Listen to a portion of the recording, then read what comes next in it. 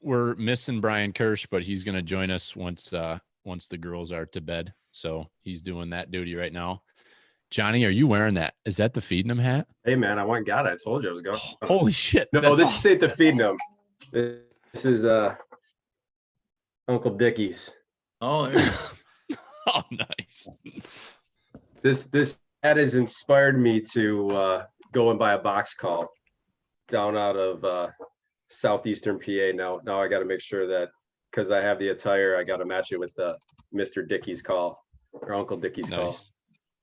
So he's getting a little plug here. Nice. That's awesome. So we'll go ahead and get this thing started. I think so. Everybody, we've confirmed that everything's good on Facebook and YouTube. Yep. Is that right? We're good. All right. Yep. So thanks everybody for jumping on for this, I guess our third live podcast edition. And tonight we're going to be focusing primarily on turkey hunting, as that is the season that is approaching us, youth this weekend, and then starting with the big boys and girls next weekend on next Friday, the 1st of May. So I got a group of guys on here. As I've mentioned, Danny and I are pretty much rookies when it comes to turkey hunting, self-proclaimed.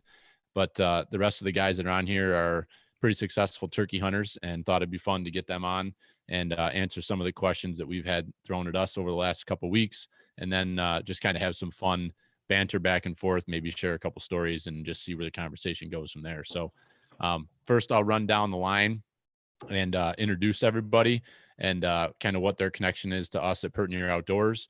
And then from there, I will let each one of you guys kind of introduce yourselves a little bit, maybe share how long you've been turkey hunting, and what your I guess we'll just do that. I don't want to get too far into things, but just kind of I'll introduce you, and then we'll just go around the horn. So first I'll start with, we'll go oldest to youngest. So I feel it's important to identify Big Willie first. So hi, Dad. I love the cute little turkey you got, stuffed turkey up behind you. Thanks for bringing the festivity tonight. Well, thanks for having me. I'm looking forward to our turkey chat tonight, and give you a little background. I started hunting turkeys in the mid 70s, probably around 1975, and there was none up in this area. So it was a major road trip with my father and some of his buddies to Allegheny State Park. And we used to rent a cabin and wear our red deer hunting clothes and go out and not see any turkeys. So it was, that's how I started, but it's amazing to have watched them move up into our region and the population exploded the way it has. So happy to be here tonight. Looking forward to it. Thanks for you being here. And I can tell you're pretty excited about this because you've rearranged the entire living room and you have proper lighting. Oh, it's great. Thank you, Mom, for allowing Dad to tear the house apart for this tonight. What are you feeding over there, Dad? You drinking whiskey? I am drinking a little single barrel black button out of Rochester. Nice. Very good sipping bourbon. I guess the next youngest from the oldest would probably be Brian Gottfried. I don't know. Johnny, you guys might be about the same age, but I'm going to start with Brian. So we got Brian Gottfried and also his buddy Andrew Noble are coming to us mobile out in the field. And what's happening, boys? So Brian, you may have heard Brian on the podcast with us before. Brian is an HFL alum along with Jimmy and I, and he is the regional coordinator for NWTF for essentially the western half of New York. Is that correct? Close. Then, regional director. Close. Okay. Well, those are just titles and semantics, But and then Andrew, I met Andrew at a BHA event back during the winter, the Upland Bird Project or Project Upland, whatever it was called. But Andrew is good buddies and NWTF compadres with Brian. So that's how you guys are connected. So tell us a little bit about yourselves and your turkey hunting backgrounds, you two. All right, I'll go first. I've been turkey hunting since I was 12, so that's about 27 years. Started hunting right around the Finger Lakes with a mentor hunter. Didn't have anybody in my family that hunted, and I was at the DEC, and I filled out a thing for the apprentice hunter program and got paired up with the manager of natural resources out of the Avon office. And he was a big turkey hunter and bird hunter in general. So been turkey hunting since then. And yeah, now it's turned into being a regional director for the NWTF. And my buddy Andrew, we both went to Paul Smith's college, and he sits on the state board. We were volunteers at the same time before I was hired as staff, and he can give you his turkey background. Yeah, I started turkey hunting in Vermont. If you couldn't tell by his accent. Back when I was 15 years old. So this is 21 years of field for me. Yeah, I sit on the state board for National Wild Turkey Federation for New York State, and I'm chapter president of my local in Schoharie County, down around the Cobleskill, Kobe Rock, if any are familiar. But yeah, been turkey hunting most probably the last 11 years in the Cobleskill area, central New York, and that's why I love central New York. Is the turkey hunting is phenomenal.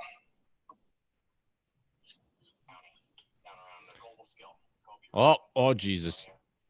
I just had to double check myself and now I'm confusing things. So yeah, it's, and you just recently won, Andrew, won an award for a video you had put together, a turkey hunting video, right? Yeah, we got honorable mention, for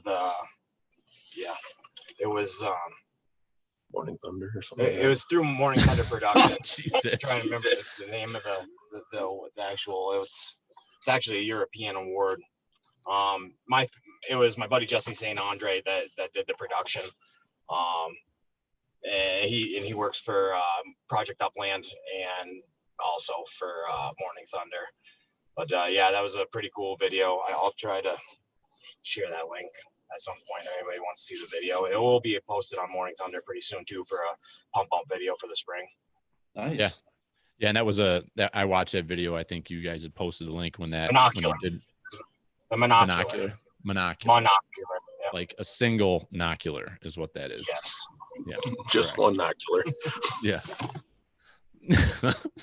Very unpractical. I don't know why that was even a thing before, but it's whatever happened. My buddy actually bought a Vortex one this year for his turkey vest just to cut down on weight. It's not. There he goes, being practical. Yeah, being practical. Yeah, you might as well get one of those, whatever, one of those old European microscope things, whatever they called those. Hey, I think the first form of magnification I ever hung off my neck was while I was turkey hunting with a monocular. It didn't last long, but that was probably the first form of magnification I ever had, and it was definitely while I was turkey hunting. I did too.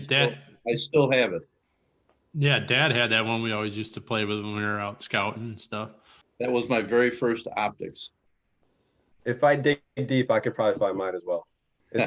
I'm hard pressed to throw anything away that's hunting related. Yeah, it's a tough one to explain at home, but JP, you're talking, so I'll introduce you real quick. So John Peterson, he is one of our I've gotten to know John through my in-laws and through that hunting group. So Johnny is from out here in Wyoming County, and a very passionate turkey hunter, a successful deer hunter. And he also has a company he just started up that is Deadhead. Does a lot of European mounts, some custom plaques and things like that too. So John, I will just give him a plug on that. And he was kind enough. We're running the turkey challenge that we're doing, the Pertnear Outdoors 2020 Turkey Challenge, to raise money for NWTF. And John was a big help helping us get that put together, as he's been in turkey contests before. And he also donated a European mount for this fall for the buck that you shoot.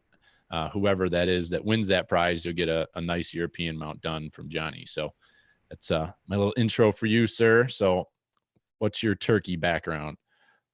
I guess so. First of all, nice to meet all of you. Bill Senior, Jimmy, obviously heard your names before. I might have done some plaques for you guys or some Euro mounts in the past as well. I think Jimmy, I did one for you a couple years ago, did I not? Yeah, you did. Yeah, is that the one that's hanging on the front of the cabin, Jimmy? Yeah. But no, that was a different one. I think I want to say Farrell do that The one? the archery buck I shot with when me and Billy both shot those 8 points at the same time. Yeah. I think it was that one. Yeah, it was. But anyways, getting into the turkey hunting. So yeah, I've been turkey hunting since as early as I could, which was 1993. I was 12 years old. Started then, never stopped. Pursued turkeys in Virginia, Pennsylvania. Actually harvested turkeys there as well, along with obviously New York. Always been a huge turkey hunter. I guess if you would ask me if I like deer hunting or turkey hunting more, you would have to ask me during that season. Considering that we're coming up on turkey season, I would say that I like turkey hunting more. But if you'd ask me in October, I'm going to say that I like deer hunting more. So I guess that would give, I guess, a little insight into how passionate I am about it. But yeah, so like Billy said, I helped out a little bit with the contest that we got going on. I was in some contests in the past through Russ Morgan and the Rut Madness Challenge that he has here in Western New York, and placed second in one time. Actually lost on the last day. I shot my bird on opening day, and then a guy beat me in that contest the very last day of the season. So that kind of was a bummer, but regardless. But no, so yeah, we got youth season coming up, and I finally have an opportunity with one of my nephews. So I'm really psyched about that. I'm probably more excited about going turkey hunting this year in the capacity of helping others. I got my nephew, and I got a good friend of mine that is just getting into turkey hunting. And to be honest, I mean, I could really care less about my own success. I'm going to find, my success through their success for the most part this year. And I'm just happy to have the opportunity to share this with people that are new into this sport. And I really hope that I can share my passion with them. That's what it's all about. It's exciting stuff. And looks like the weather's finally going to turn around this weekend too. So those birds should be fired up. All right. Yeah, I've been scouting the last 3 weeks, so hopefully we'll be on one Saturday. Stay away from Bear Road, Johnny. I'm watching you. I know what your truck looks like. All right, Danny boy. So everybody knows who Danny is. Danny's one of the Pertnear. I guess he's our CFO. I think that's his official title, and our chief technology officer. So that's what Danny does. What's your experience turkey hunting, Danny? You've never shot one, have you? That's correct. Don't have much experience. More of a chicken guy myself, but I'm along for the ride. I'm ready to learn. Beautiful. Thanks, Danny. Thank you for being here. Feed him. You're feeding Bush, right? Bush light today. Beautiful. I doubled up my allotment for tonight, so looking to have a good night. Nice. All right. Last on here, Brian will join us a little late, Brian Kirschwell, but Jimbo is last but not least, the young chicken here. And so Jimmy is my brother. Jimmy is one of the other Pertnear pro staff team ultra members, whatever you want to call us. He's focused on the killing portion of Pertnear Outdoors. So that's what Jimmy does. Danny and I spend all of our time on social media and with podcasts and stuff of that nature. Jimmy's out in the field actually trying to fill the freezer. So Jimbo, thanks for joining us. And what's your turkey hunting background for everybody listening? Well, I'd say I got the itch at a very early age. I was actually trying to remember this the other day. Dad, you probably remember. Was the first bird I shot on the youth hunt, or was that on the year before the youth hunt? You're mute, Willie. You shot your very first bird on the very first day of the youth season, your very first youth hunt. So that would have made me 13 then, wouldn't it? Because I only had a couple of years of the youth hunt. Yeah, because it started, you turned of age.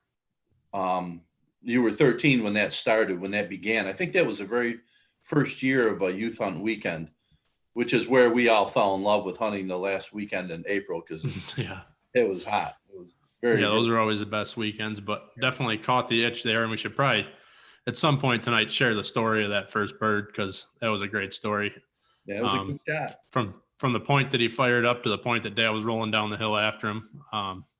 Great story all the way throughout. So we should share that at some point tonight. But that was about 18 years ago now, 17, 18 years ago now. So pretty much since then, it's been all the way through college and everything. You know, you're getting out 10 o'clock in the morning if that's when you can get out. And I seem to get birds every year, and nothing I love more than getting out in the woods and during turkey season. Why don't you tell that story right now, Jim, since it's hot on your mind? Your first turkey. So we heard some gobbling right off the bat. It was me, Dad, and our buddy Joel. Joel was videotaping and Dad was calling, and we had this big tree. And we put rocks around it so you could sit. You had like seating spots around this tree. It was a real big tree. Yeah, we call it the big oak, hence the big oak. So about 7:30, nothing was going on. So we stood up and we were all eating a granola bar, having a snack, and a bird gobbled at the other end of the field. And we were like, oh, we should sit down and try to call them. And we sat down and threw out one call, and they just came running from one end of the field to the other. And he turned up at about 35 yards and stuck his head straight up, and I just rolled him over backwards.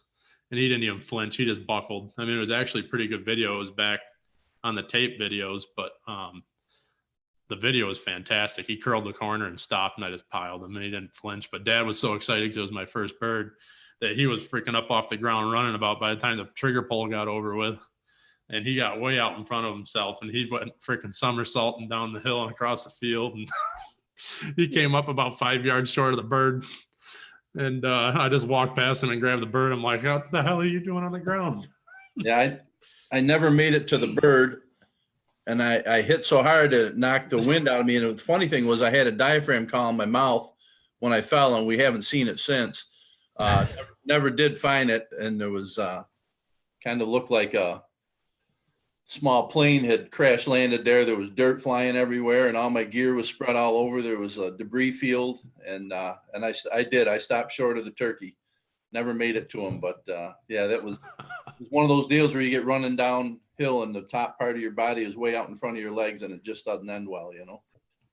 Yeah. Especially when the top side of your body's as big as mine. Yeah. Yeah, you look like SpongeBob SquarePants when you're running. I move pretty fast. That's all it took to get me started right there. We were like, I'm not going to run after him like that, but it was fun shooting him. That's for sure. Yeah.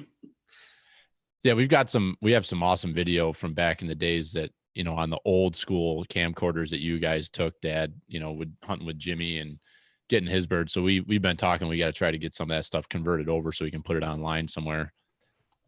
Yeah, I got the videos. I got to get going back through them. We have that video somewhere too. We do. Yes, we do. So I got actually a story from the same exact day. So the very first day of the youth season in New York, I was able to take my brother out. So this is the same day that Jimmy shot that bird, right? Yep. So it's my brother's first time turkey hunting. So, and I think he was probably 14 or 15 at the time. And I take him out, scouted a bird the day before, and we just got this thing. It was a beautiful morning. It was just perfect turkey weather that day. And we got this bird screaming right off the bat. And he comes out to the field, just picture perfect, kind of hangs up a little bit. I switch up calls, and I see him coming in, right? And we're on this field edge, and, you know, I'm not right next to my brother, so I can't communicate with him that well about what he needs to be doing. And, you know, not taking into consideration, I was young at that time too, and kind of naive, and how people don't really know how to approach it, especially when a bird is close. You need to really talk them through, which I'm hoping is going to help me with coaching my nephew on Saturday. But anyways, this bird is probably within like 10 yards, and I'm like, why isn't he shooting? And I'm just looking at the bird. I'm not looking at him, and I don't want to move him. Go, why isn't he shooting? All of a sudden, he lifts his gun up. I'm like, oh, great, we're busted. So he lifts his gun up, and the bird puts its head up and start putting. And I go, shoot, and I'm up, and I'm already ready to run. and he floors this thing at like 30 yards on the run. And I jump over him, like running after the bird. I'm like, I don't know how many BBs it caught, but it probably wasn't many. I'm like, I'm going to have to tackle this thing. So I'm running through this muddy field and I get on it. And he comes out, he starts yelling at me. He's like, you jumped over me. What if I would have shot you? And I'm screaming. I'm ecstatic because my foot is on the head of this bird. I'm like, yeah, man, you got him. And he's like, he didn't know what to do, had no idea like what was going on. And he couldn't understand like how excited I was, but he was mad at me because I literally jumped over him going after that bird. I yelled shoot and I started to run. And I mean, we came away with the bird. It's a great day. The thing was, I mean, it was rolling around in the mud. It was, you've seen the pictures, and I'm sure we've all harvested them in those muddy fields where the feathers are just absolutely destroyed. This thing was sopping wet, but yeah, so we had similar success on that same exact day, the very first youth season hunt of New York. The youth hunts are awesome. You get out there that week before everybody else does, and it seems like that's always the best weekend of hunting every year. Brian, have you guys had the opportunity to, either one of you or Andrew, take youth out hunting on their first hunts, or just out on a youth hunt in general? Just about every year. The chapter that I started for the Turkey Federation, the Crossroads Limb Hangers out of Lima, we do a youth hunt every year. Up until this year, it's been out of the Shortsville Rod and Gun Club. And this year we had it all scheduled and ready to go to be out of the Honeoye Rod and Gun Club, I believe. And we'd get mentors and we'd get kids that hadn't hunted before and pair them up together and send them out for the weekend. We'd meet up the night before or the weekend before and pair up the mentors and the hunters. And then we'd pattern guns, and kids would either make a box call or a slate call. They'd get a turkey vest and a hat or something. And so I've taken kids out every year for that. And before that, I mean, my landlords in college, when I went to college in Cobleskill, where Andrew lives, I took their kid out. We both took him out. Yeah, we've both taken him out and his dad many times. But yeah, I've taken a lot of first timers out, not just kids. My girlfriend started turkey hunting 3 years ago, or she's hunted 2 turkey seasons. This will be her 3rd. And I've a few other friends I've taken out for first time hunts. And honestly, I think that's probably the most exciting thing about hunting in general, whether it's turkey hunting or deer hunting, but taking somebody new and getting them out there, getting them the experience, whether you actually kill something or not, really doesn't matter. But I don't know. I always feel like I get more out of it than they do. You know, I feel a little jealous or a little guilty about that. Not jealous, but it's pretty awesome. When you get to work birds, you get to work birds. I mean, for me, it's the anticipation of waiting for that gunshot to go off, and you never know when that gunshot's gonna go off, and just waiting for it. It drives me nuts. But I've actually brought kids out since I was 18 and allowed to be a mentor in Vermont, and I'm actually a little bit sad because this will be actually the first youth weekend I am not going to mentor a kid since I was 18 years old. And, I'm sure we'll talk about it later, but that's because Brian and I are out hunting right now on the road. But yeah, good luck to all the youths out there, and make sure to try to get them out there this weekend, because honestly, turkey hunts what hooks the kids. It's interactive. You take a kid out to a deer stand, and you got to teach a lot of patience, and hopefully you guys are seeing deer. But with the interactive thing with turkey hunting, it hooks kids. Hooked you, didn't, Jimmy? Yeah, definitely, for sure. While we're on this topic of new hunters, Brian, I know we touched on this when we did our last podcast, but if you're getting somebody out there for the first time, you were talking about the reporting system for starting new hunters. Oh, go ahead, finish. Sorry. I was just going to say, what do we got to do to go about that if we're getting a new hunter out there? Is one of the questions I got in earlier. Okay, so you have to be a NWTF member. Essentially, this is just a tracking system. The NWTF has a Save the Habitat, Save the Hunt initiative.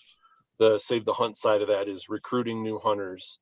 And so one of the options, other than, a chapter could hold an event like the Crossroads Limb Hangers. There's a lot of chapters that do these youth hunts. They report those, through the chapter system. But just members, like you're a member because you come to a banquet, you can go onto the NWTF website and you can click through. I can't remember off the top of my head, but there is on one of the tabs for like I can't remember what the name of the tab is at the top of the screen, but there is a thing to go and report when you go to when you get to the screen. There's a big button on the right for chapters and a big button on the left for like members can just you can report that you took a new person hunting. And the idea is that you're taking a new person hunting, not that you're taking somebody that's deer hunted for years, turkey hunting for the first time, because we're looking to record hunters created, from scratch, not turkey hunters, all just hunting in general. Yep, absolutely. All right, thanks. Yeah, I just wanted somebody asked me a question on that earlier, so I just wanted a little. I can get you the clarification on link. I can get you the link. You guys can post it in the comments on this video or something after the fact. I apologize for not remembering it, but I'm working on like 3 hours of sleep here and a full day of hunting. So About 11 Oh, that's miles. fine. That'll get us there. Yeah, and I think so. I just one more time want to plug the contest that we're doing that is 100% benefiting NWTF right now, and it's off to a great start. I think we're almost to $500 raised in just a couple days, and so 100% all the proceeds go to NWTF going to national. So I know that's something that some people wonder: is it going to state or is it going to national? We're doing it. It's a little bit easier to do it through Facebook. So if can I interrupt real quick? Sure can. Can we just, it's all for the mission, right? Whether it's national or state, it's all for the mission. It's all about getting people out in the woods. It's all about conserving habitat and creating hunter access to public lands and things like that. It's it doesn't matter where it goes. It's all going to the same stuff, just for the record. No, that's all good. I appreciate you chiming in there too, because I know you and I were trying to figure out how to handle the money portion of it. And at the end of the day, it all does go to the greater cause and the greater good. And NWTF does a great job with that funding, regardless of what it is. They're very transparent and do a lot of good things with the money that is raised and donated to them. So we're doing that, the Pertnear Outdoors 2020 Turkey Challenge. You can go on to Facebook and go to any of our personal pages or Pertnear Outdoors. And a lot of people have shared it as well that are already participating. And we have the best youth bird. That's a prize. We don't have any youth that have signed up yet. So I would definitely encourage anybody who's listening to this to, go and sign up. It's $15 to donate, and then I'll get you put on the list. And then it's up to everybody to, it's a self-report type of thing. So we're kind of trusting that everybody's going to be honest and submit pictures of the measurements of your beard and of your spurs, as well as we're going to do a prize for longest bird. So that should be fun.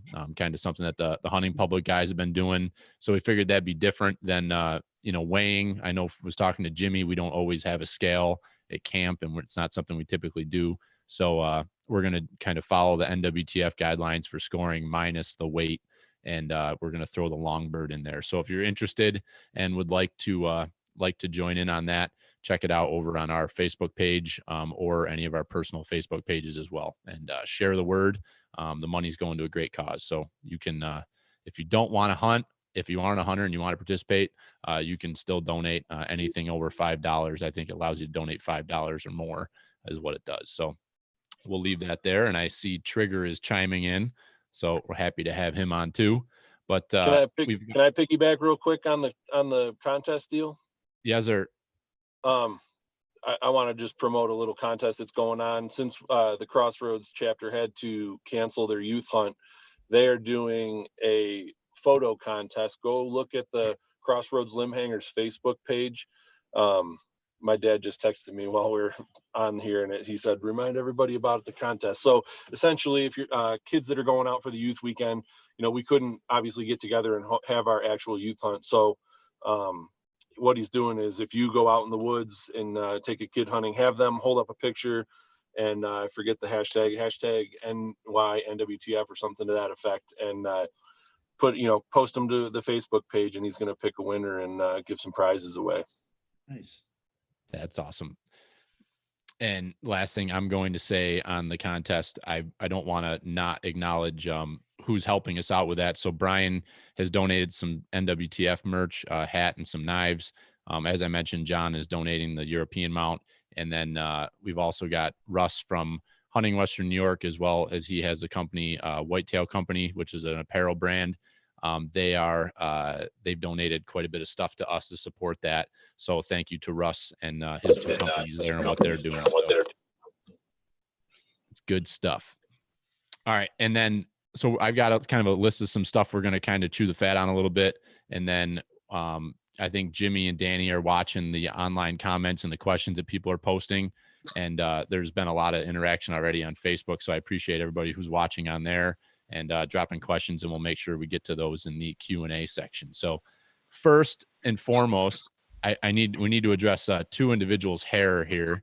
One of which is Jimmy, and second of which is Danny. We're going to talk about Danny's hair, because when this whole quarantine started, we weren't quite sure whether Danny was going to go cornrows or if he was going to go fro. And we're very happy with your hair choice, Danny, of going fro. It looks great. You look like Brian Gumble or something. I'm not quite sure what you got going on there. So I was shaving it for so long, I forgot what it was like. It got so itchy, and now it's just, it's great. I love it. I want to say, Danny, I'm pleased to see that you were taking advantage of that Bills seat today. I was quite disappointed that it was just sitting in the background last time. Sure, it's great. Yeah, it is. And Jimmy, you look like hell. Thanks. Appreciate it. Yeah.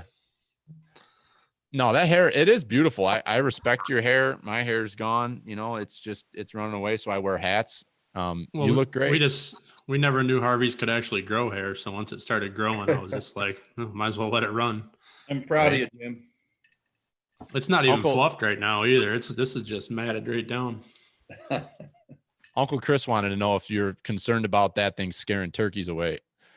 They'll be flopping before they see the hair. Oh, that's a good answer. All we got to do is tape a fan to the back of his head. He'll be like a gobbler coming through the field. Right. I got one.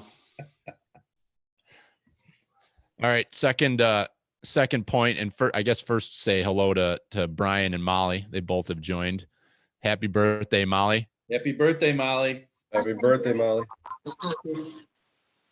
You guys drinking margaritas over there or what? Well, we're on the Canadian Hunter. We've moved on to cheaper. Graduated. Nice. Good. All right. So I guess I'll introduce Brian and Molly real quick. So Brian Kirsch is the cousin of my wife, Sarah, and Brian and I have become pretty good hunting buddies. And Brian has helped me got my first long beard last year. Brian called him in for me first thing opening morning. So I've had quite a few exciting turkey hunts with Brian. I never really turkey hunted a whole lot until I got older, and most of that hunting's been done with Brian. So he's my hunting buddy, and we're missing each other right now. This quarantine's really killing us. The two of us can't hang out. But and then Molly is Brian's wife, as I would assume most people could figure out. And we call her Magnum Molly. She shoots a big gun. She ain't scared of it. And she shot a turkey one time too, so she's qualified to be on here. Absolutely. All right, next topic. Load, but that doesn't count. No, we're not gonna hold that against you. We're not gonna get into details. No. All right, so rubber boots versus leather. That was another one that Danny was real concerned about, and so we're just gonna go on the horn real quick. Turkey hunting. What are you wearing? Leather or rubber? Jimbo, we'll start with you. I'm going to go with it depends on how hot it is out and how far I'm going. If I'm planning on hiking all day long and it's 75 degrees out, rubber boots are a little rough. I tend to wear them more times than not, even in those conditions. But most of the time I'm wearing my rubber boots, whether it's snowing and 20 out or whether it's 80 degrees out, I'm wearing the same rubber boots all the time. You want me to go next? You're next, Willie. All righty. I always used to hunt in rubber boots, and I got to say that I like the leather. I wear my leather Danner hunting boots for turkey, and I just think overall they're more comfortable and give better support, and I also feel that I get a good tight wrap around my ankles with the you can tie off your camo pants with a tick situation, what it is nowadays. I just feel like a lot of stuff can fall in my boot, so to speak, with the rubber boots. So I've kind of switched over away from the rubber to lace up boot. That's kind of what you're saying, the ticks there, bringing the ticks up. That's kind of why I like the rubber boot, is because I've worn hiking boots before and I'll have ticks get up my pant legs. And I've never had that happen with rubber boots with your pants tucked in. So that's part of my reasoning with that, with how bad the tick situation is. I see Brian, you gave the thumbs up to that. You agree with that statement. Rubbers keep the ticks off. They keep the chiggers off you. I was thumbs up, and I was just giving a thumbs up to my girlfriend that said it was nice to actually see me. Oh, okay. That's funny. But while I'm talking, I'll say it's a situation. It depends on the situation. Dewy mornings. Yeah, dewy mornings, walking across a grass field, I'm wearing rubber boots. I don't care if it's going to be 90, because I'd rather not have soaked feet. But if I'm going to be hunting in the woods primarily, or it's not dewy, then yeah, I wear Danners also, and I'd much rather wear those. But I wear them both. It's all depends on the situation. I'm probably 90% rubber boots, 10%, unless I'm going somewhere really highly elevated with just a few small stream crossings. That's the only time I wear hikers. Most all the time it's rubber boots, because I'm running and gunning, and usually I'm crossing some type of swamp or marsh or dewy field or something. Agreed. I think that's Danny's just, he's just grumpy about this whole subject because he thinks that leather with gaiters is just the greatest thing ever. But you gotta be multi-purpose. You gotta just go with the conditions. So Danny, you are just getting outrun here, that people don't always agree with what you're saying, sir. That's right. Nobody's perfect. Certainly not you, sir.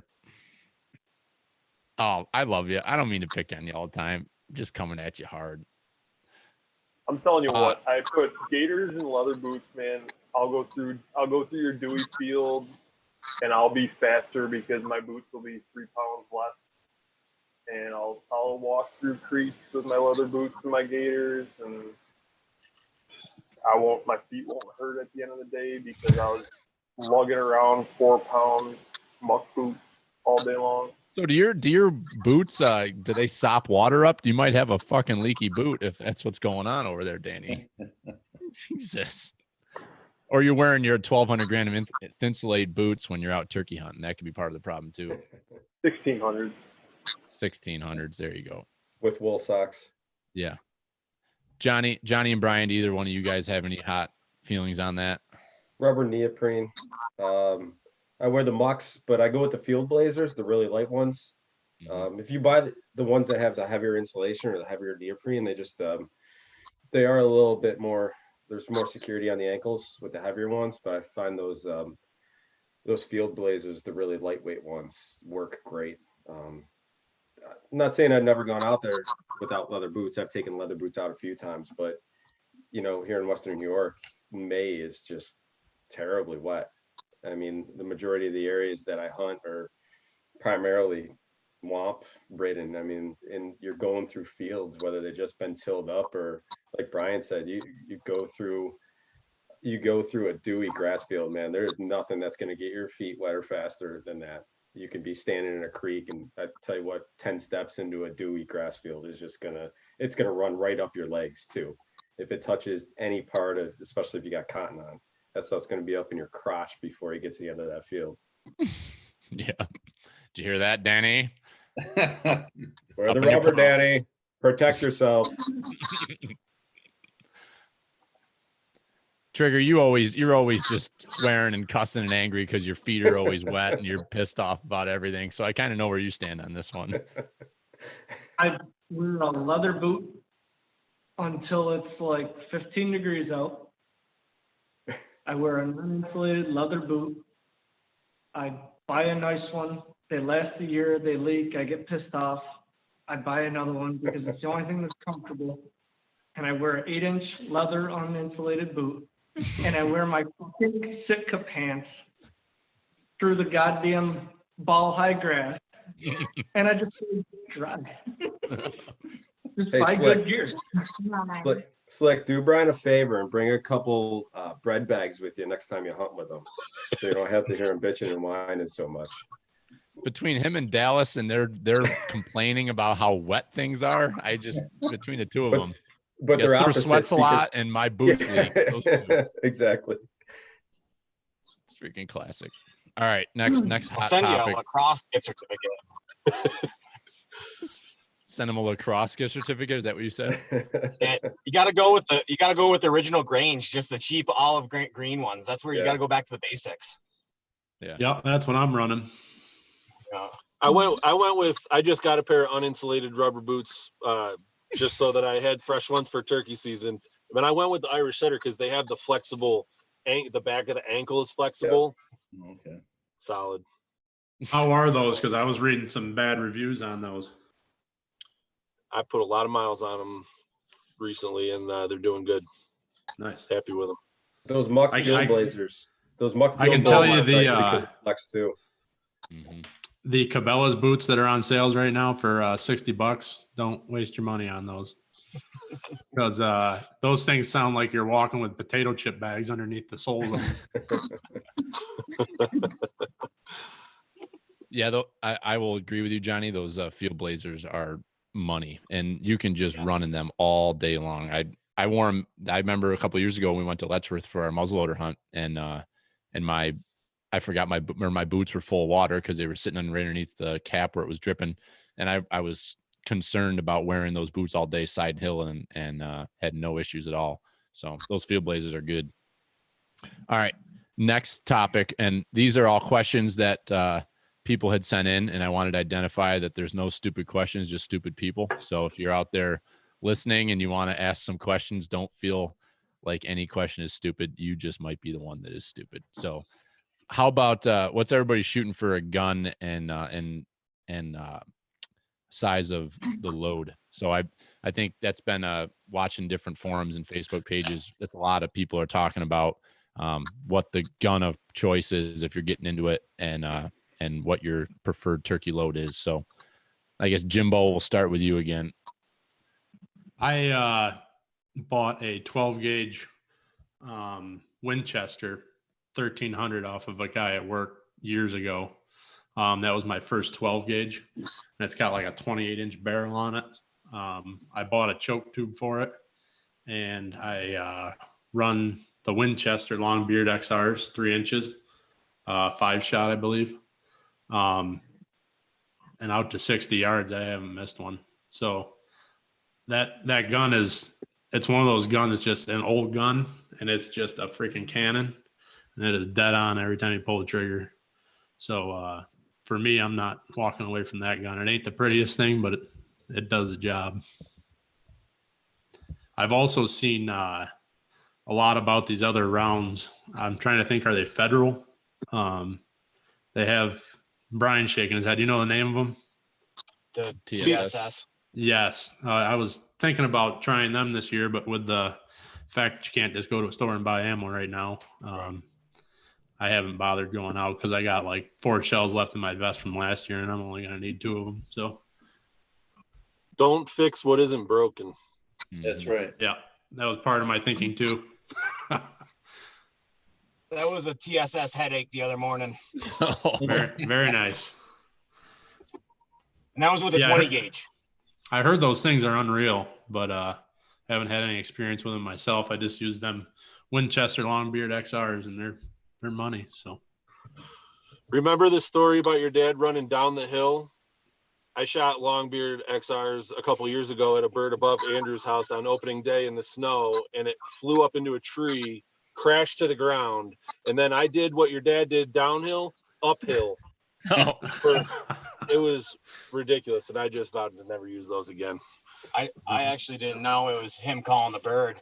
I had hunted with my fiance, and she shot her first bird that morning, and I ran to the end of my road, and I heard a bird gobbling, and then I heard the telltale lynches singing a song up on top. So I didn't make a peep, and I got to watch the bird come across the top, and then a firefight get let loose. And I think 6 or 7 rounds and a call for more ammo got let loose. and I got to go up and see a dead turkey. It was a cool from my perspective. Brian was a mess, hot mess. It tried to run up a bank and it stuck its head in a woodchuck hole. So I couldn't even get another shot. I ran out of ammo. I'm calling for my dad and my buddy Jason to come up and give me more ammo. My dad couldn't give me ammo because he was shooting 3.5. So I only had a 3-inch gun. And my buddy eventually came up. He missed, and then he was like, "Here, you just take the gun and do it." And I eventually finished it off as it was like about to crest over the berm to where my truck was parked. I couldn't help you because I ran on a muzzle loader. I just want to note, I'm pretty sure I saw Brian smile for the first time when he heard someone say that they ran out of ammo. Story sounds like a user error sort of deal to me. Oh, it was bad news. Your type But of guy, to Brian. to answer the question, He's not a Longbeard fan. not a Longbeard fan. And finish answering the question, I'm running federal TSS 7s while I'm in New York and 9s elsewhere. Is there a reason for that? What's the reason for the difference in the sizes? New York State won't let us run 9s yet. Yeah, the regulations are number 8 shot or larger. But that TSS has multiple different size shot in it, correct? Or no? Yeah, I'll give you the No. It's true 7 shot or true 9 shot or 10 or 12. It's just tungsten. Yeah, it's tungsten super shot. Super shot, yeah, it's different than just straight tungsten. It's I got turned on to it when I was trying to kill a bird with a muzzleloader for the first time, and I couldn't get a lead load to fly. And TSS out of the muzzleloading shotgun was the way to go. So I got that bucket lister checked off. But I did a lot of homework. A TSS 9 will penetrate almost double what a lead 5 will. A guy took a New Orleans phone book and shot both with Longbeard XR5s and with the 9s. The lead 5s penetrated to like page number 600 or something, and the TSS went past like 900. Jesus. And you get that, and you're unleashing like 500 pellets in that count. It's a hive coming at you. So that's all very interesting, but how the hell do you get a New Orleans phone book? That's what I'm interested That's what I was wondering. That's the guy that was shooting it. I don't know. He probably had it from the 80s. How was he doing down there? Freaking Mardi Gras or something. It must have floated down Katrina or something. I don't know. Yeah. Yeah. Hanging out with Shelby Stenga. Yeah. Willie, what have you been shooting? You've kind of always shot 12 gauge, right? Yeah, I've always shot 12 gauge. For a while, I always shot 2 3/4 with a modified barrel. That's what I started off with. Killed a bunch of birds with that. Then I had I'm a Remington guy. I like my Remington 870 pumps, and I've had a bunch of them, and some of them now you boys have. But there was one that was a Wingmaster Magnum. They made them for a few years there. It took a 3-inch, and so I was shopping around. I've been watching it used gun shops, and I picked one up, I think year before last. So I got a Remington 870 Winchester Express Magnum, and I put an HR strut super full turkey choke on it, 28-inch barrel, and I'm shooting 3-inch 5s out of that. And I think I've always shot Remington loads. I still have some, believe it or not, years ago, long time ago, Remington came out with these loads. They called them 2x6s, and that was revolutionary at the time that they were mixing it. They had a blend of 2s and 6s in the same load. So I shot those for years. I still got a bunch of those downstairs, but I really wanted to go up to the 3-inch. And you can ask Jimmy. I don't know. Wasn't it something almost like 50 yards where I shot that bird last year? It was a solid 45 if it was 50. Yeah, it was, and it piled them. So but yeah, I've always shot 12, and I have to laugh because my brother Tim went to a 10 gauge single shot, I think an H&R. You remember that? Mm-hmm. And with like a 3.5-inch mag, and Tim's a big guy. He's not as big as I am, but he's 6 foot something, and but he shot this his first and only bird he shot with that gun. He was sitting on the ground, obviously, and called the bird in and shot it, and it flipped him over backwards. And then he never shot the gun again. He sold that, but it did the job. But he says not worth getting a turkey to shoot that gun. So, but yeah, the 12 gauge, I'm 3-inch and 5-shot is what I'm shooting at the time. Works good. Johnny, how about you? Yeah, I'm shooting an 872. It's a super mag. Full camo, little chamber 3.5-inch, but I use 2 different loads.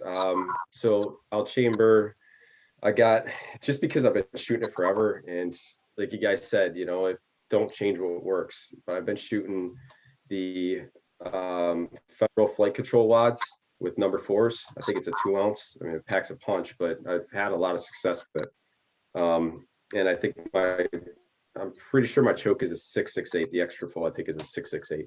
And then, but what I do is I'll back it with the long beard XRs, and that's a number 4 too, because the long beard XRs will get out there. But I'm just hard pressed to dedicate to that one, to convert to the XRs, because I found so much success with those Federals. Just, I don't know, it's something I can't part with at this point. But if I need to follow up, I can reach out there a little bit if they start running with that XR. It's a good tip. What are you bearing arms over there, Noble, or what?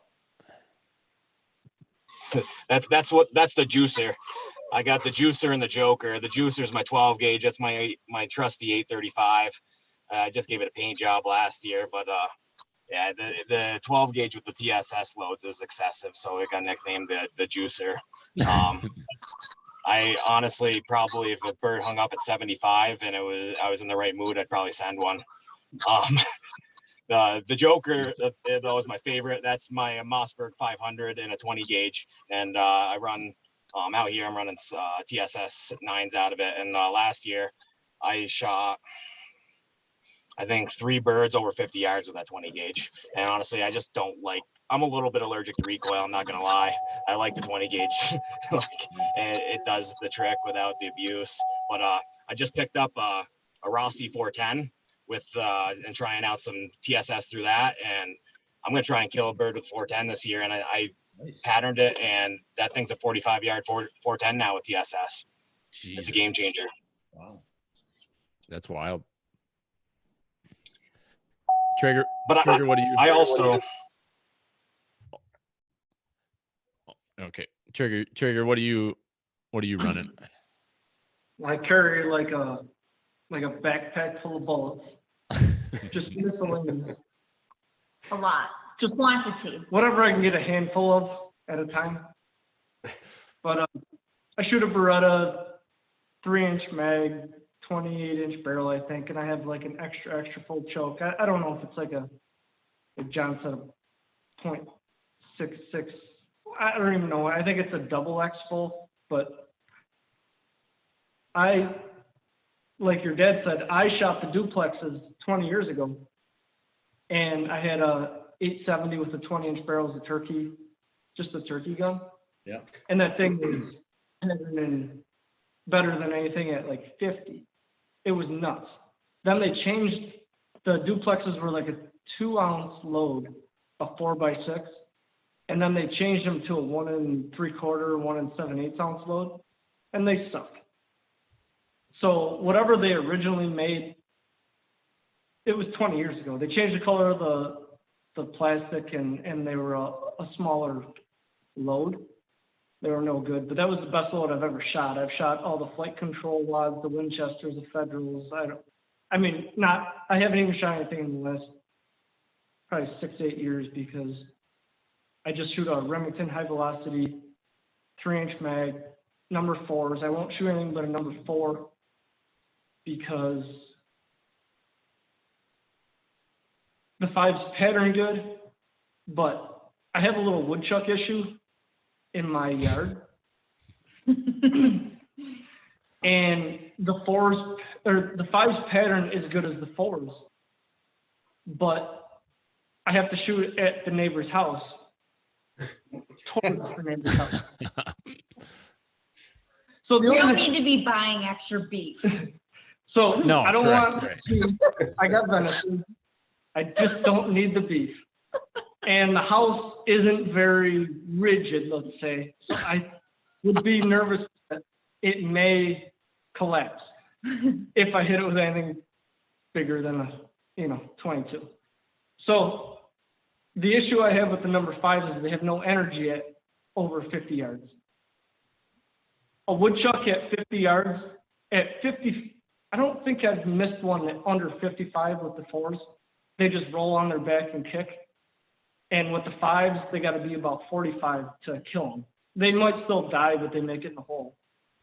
So for me, I look at, and I usually pattern around 40 just to, out of curiosity for the pattern. So they all pattern pretty similar, other than probably the newer, this is just a straight Remington high velocity 4 or 5. Yep. The energy at over 45 or 50 yards is so much greater with a 4 that I really don't like to shoot less than a 4. I used to shoot a 5, and I killed plenty over 50, but they're, I think I'm sold on the number 4s. Yeah. I think I'm shooting the Billy, same thing you I'll, are. Oh yeah, Dad, go ahead. Floor is I yours. just want to tell you that like years ago when we first started hunting them, it was like you had to have them 30 yards or less. You know what I mean? That was what we always, I couldn't believe the bird I shot last year, how far away it was, but we simply didn't have the firepower and the turkey chokes and things like that, in the late 70s and 80s. The equipment has improved so much that it's really allowed us to reach out there so much more. No doubt. I would also like to touch on that for a second. We're talking all of our setups and how far we can shoot. Like you said, Dad, back when you guys were all turkey hunting, starting up, your top range is 30 yards. I just think that all of our talking and all of our experience and where we're comfortable shooting might not be where somebody else starting out is comfortable shooting. And you can take any 12 gauge, any 20 gauge, buy yourself some turkey loads.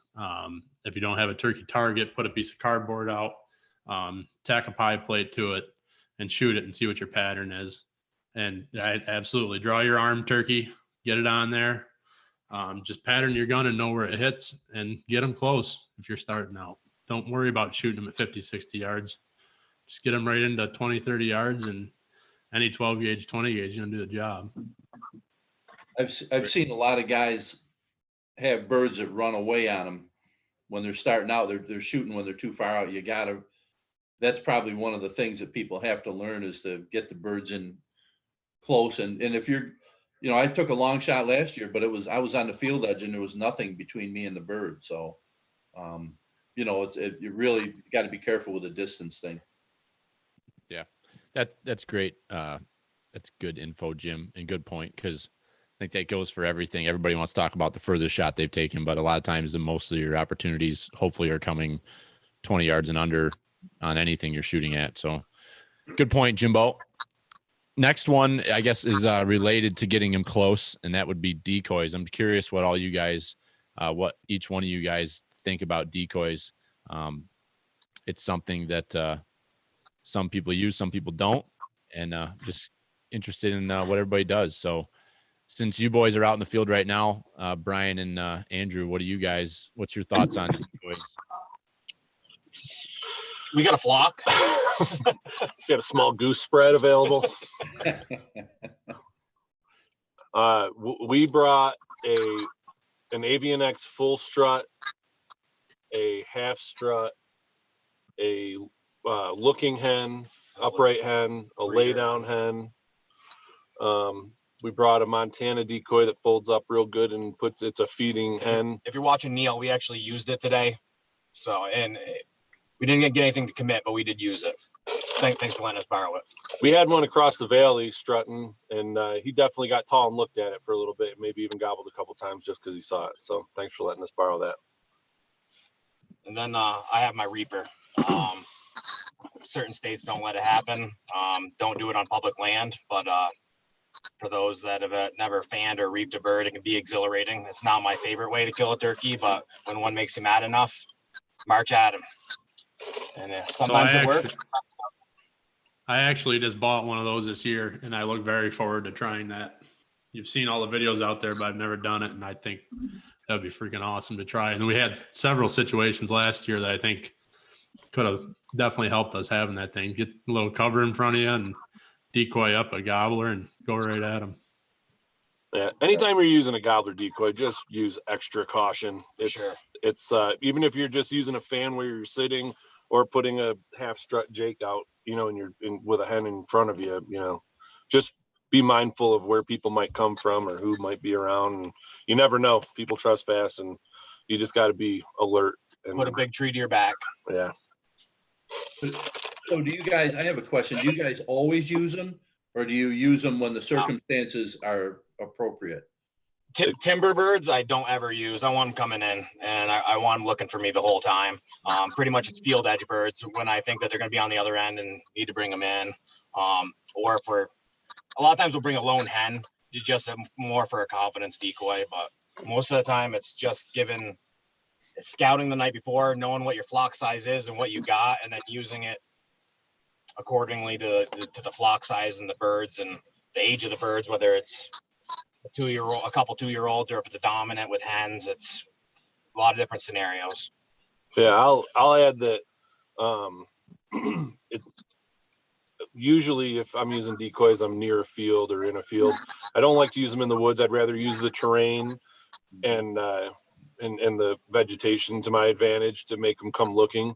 But sometimes I'll carry a lone hen just for the situation where you might be in the woods and you end up getting a bird to answer and it's wide open. Like that bird's going to come in and be out of gun range, and it'll be able to stand there and scan and realize that it's not seeing anything. So, and then it'll turn around and leave. So that's where I might put a decoy out just to give them a little bit of confidence that, oh, there's the hen that I saw or the hen that I heard. And then, they'll be more apt to come in. Doesn't always work like that though.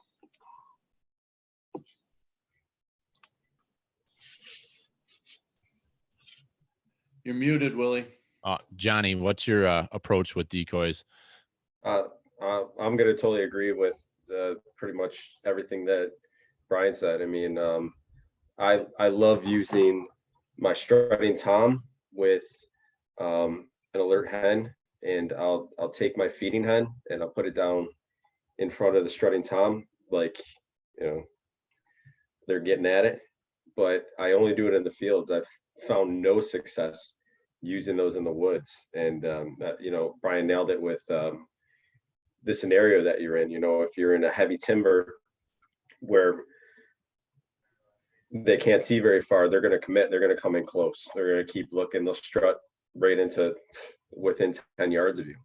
But if you get an open timber spot that they could see for 70, 80 yards, they're going to hang up and they're going to bust out of there quick if they see nothing. So yeah, I'll set up on field edges. I'll put my strut and tom up. I've had a lot of success in the last 3 years, early season with those. Actually had an instance 2 years ago where one just came, he was still in full strut, came running through the field, probably 200 yards, and just destroyed my strutting tom. I had to watch the show for a little bit, but eventually gave it to him, but he actually put a couple spur marks in my strutting tom, ripped the fan off, and he was a little angry at it. Very next year, same field, same thing. A couple jakes came in. Tom came screaming in, got him out of there, took one. And actually, I got a couple years ago with Brian's brother, Dallas, I got him one with crossbow with strutting tom in the field. But as far as that setup in the woods, it has never worked out for me. And like I said, I can probably speak to every approach that Brian used. That's pretty much every approach that I use as well.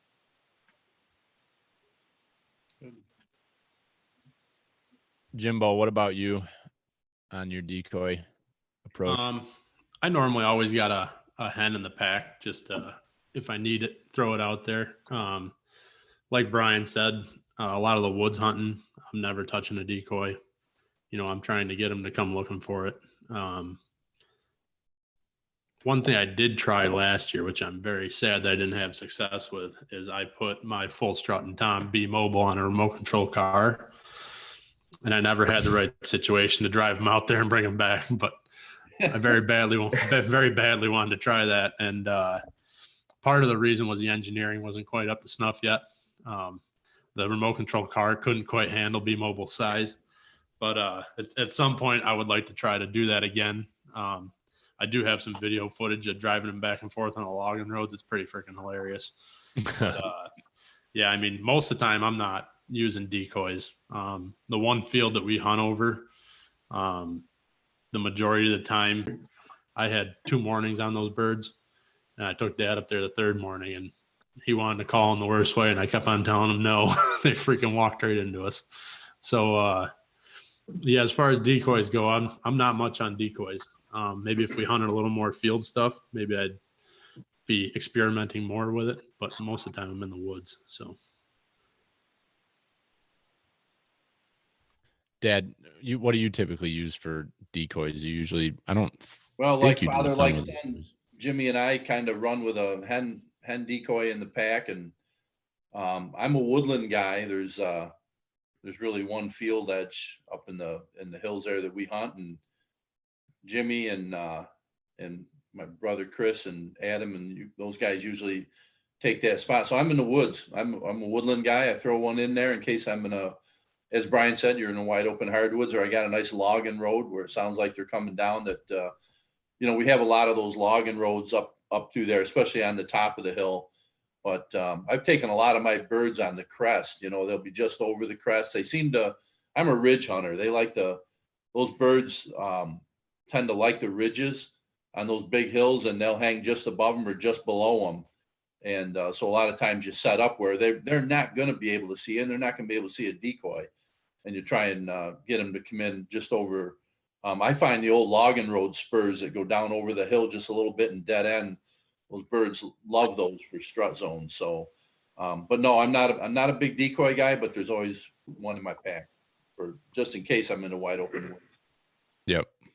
I guess one of the biggest reasons I'm not running decoys for me with running through the woods so much is, you take B-Mobile with you, and there's no packing them down and throwing them in the pack. I mean, that's a big decoy to be carrying around.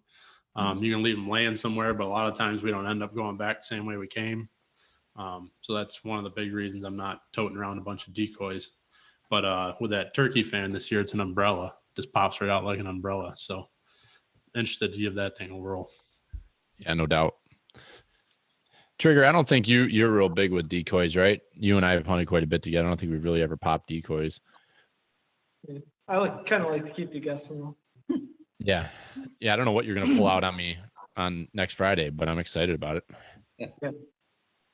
So I have used the decoy plenty in the past, and I've had a couple birds that just came freaking suicide into the decoy. Game over. But I've also had where I'm kind of with Jim on this. I mean, I hunt the woods a lot. I've had minimal success with the decoy in the woods. I like to be mobile. I like to be able to get up and just run.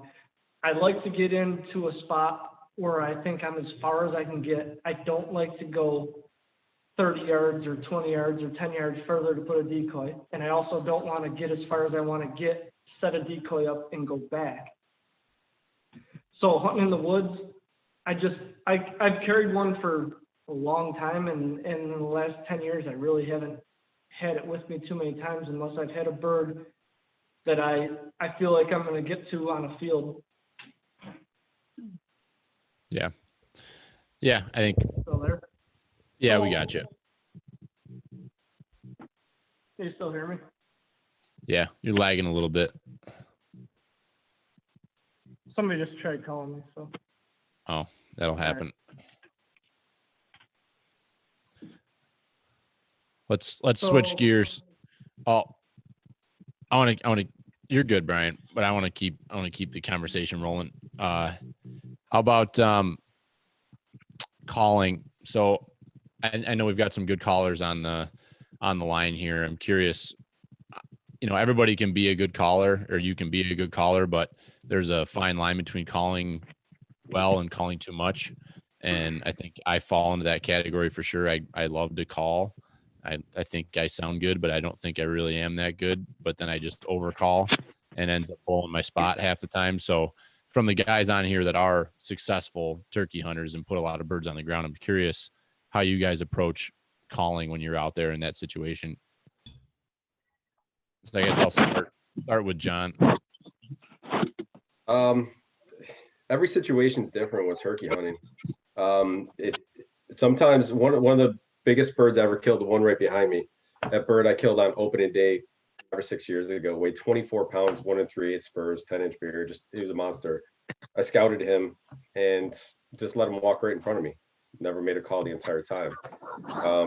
There's times where if I get in close, what I like to do is just literally just do a few tree yelps, just some really light tree yelps. And if they respond, I know that they know where I'm at. And then I'll try to play it out as to where they're going to pitch down to. You know, if they pitch away, if they pitch towards me, if I hear hens coming down, and then kind of get an idea of, you know, how aggressive they want to get when they get down. I might give them, you know, a couple of yelps. If they cut me off, I might keep at it. If they stay quiet, I'll stay quiet. I'll stay quiet with just some really, really locate yelps.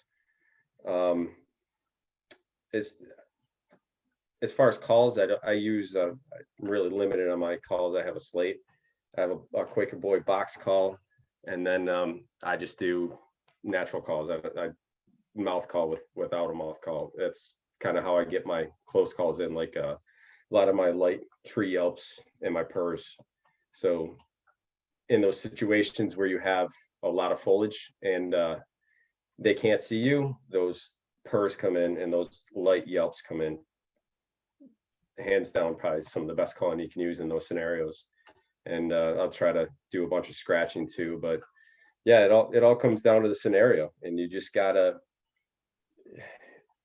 feel it out. You gotta go back to the previous situations you were in with that type of bird and kind of feel out what their mood is, and hopefully give them something that's enticing, that's going to pull them in that day.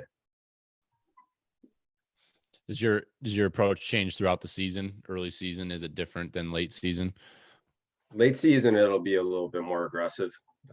Early season, I found that you really don't have to call too much at all. I think less is more, as long as you get a response, especially an early response. If you could set up in their house early and get right underneath them, and they know you're down there. What I found with those tree yelps, man, they'll pitch down right in front of you, and they're going to follow the hens. The hens will come down, and then the toms will come down, and you know they'll take a minute to kind of assess the situation when they get on the ground, and then after they get acclimated, I think, on the ground, then they start to make their approach, whether they want to go feed, they want to go check out that sound. It depends on, you really got to feel out, I guess, their attitude that day. You know, what's going to motivate them. Yeah. Brian and Andrew, I'm curious with the birds that you guys shot over the last few days, what was your approach with them and how did it go down? Well, we both tagged out in Michigan, and my hunt was pretty much, we knew the birds from trail cam pictures of the landowner, knew that they were going through in a certain window of time, and we didn't quite get there on time because we were working another bird. We got there, pulled the trail camera, sure as they would gone through an hour before, and we figured they were somewhere on the 80-acre piece, and didn't drum them up, and came back to the truck and was pulling out of the driveway, and they were right down the drainage right outside of camp. So we had to back up quickly, go swing way around wide, and I got the two-year-old rock stars. Brian called first, and then I fired him up, and they only gobbled once until they came in range. I think they gobbled one more time in front of us and then strutted in.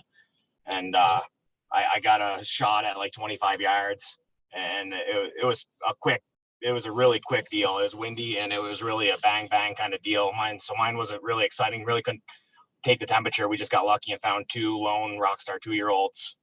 I'll let Brian talk about his hunt though the next morning. Well, so that taking the temperature is something that that's how I refer to it. You know, you want to call and start softly or, Less you is know, more. just not aggressive.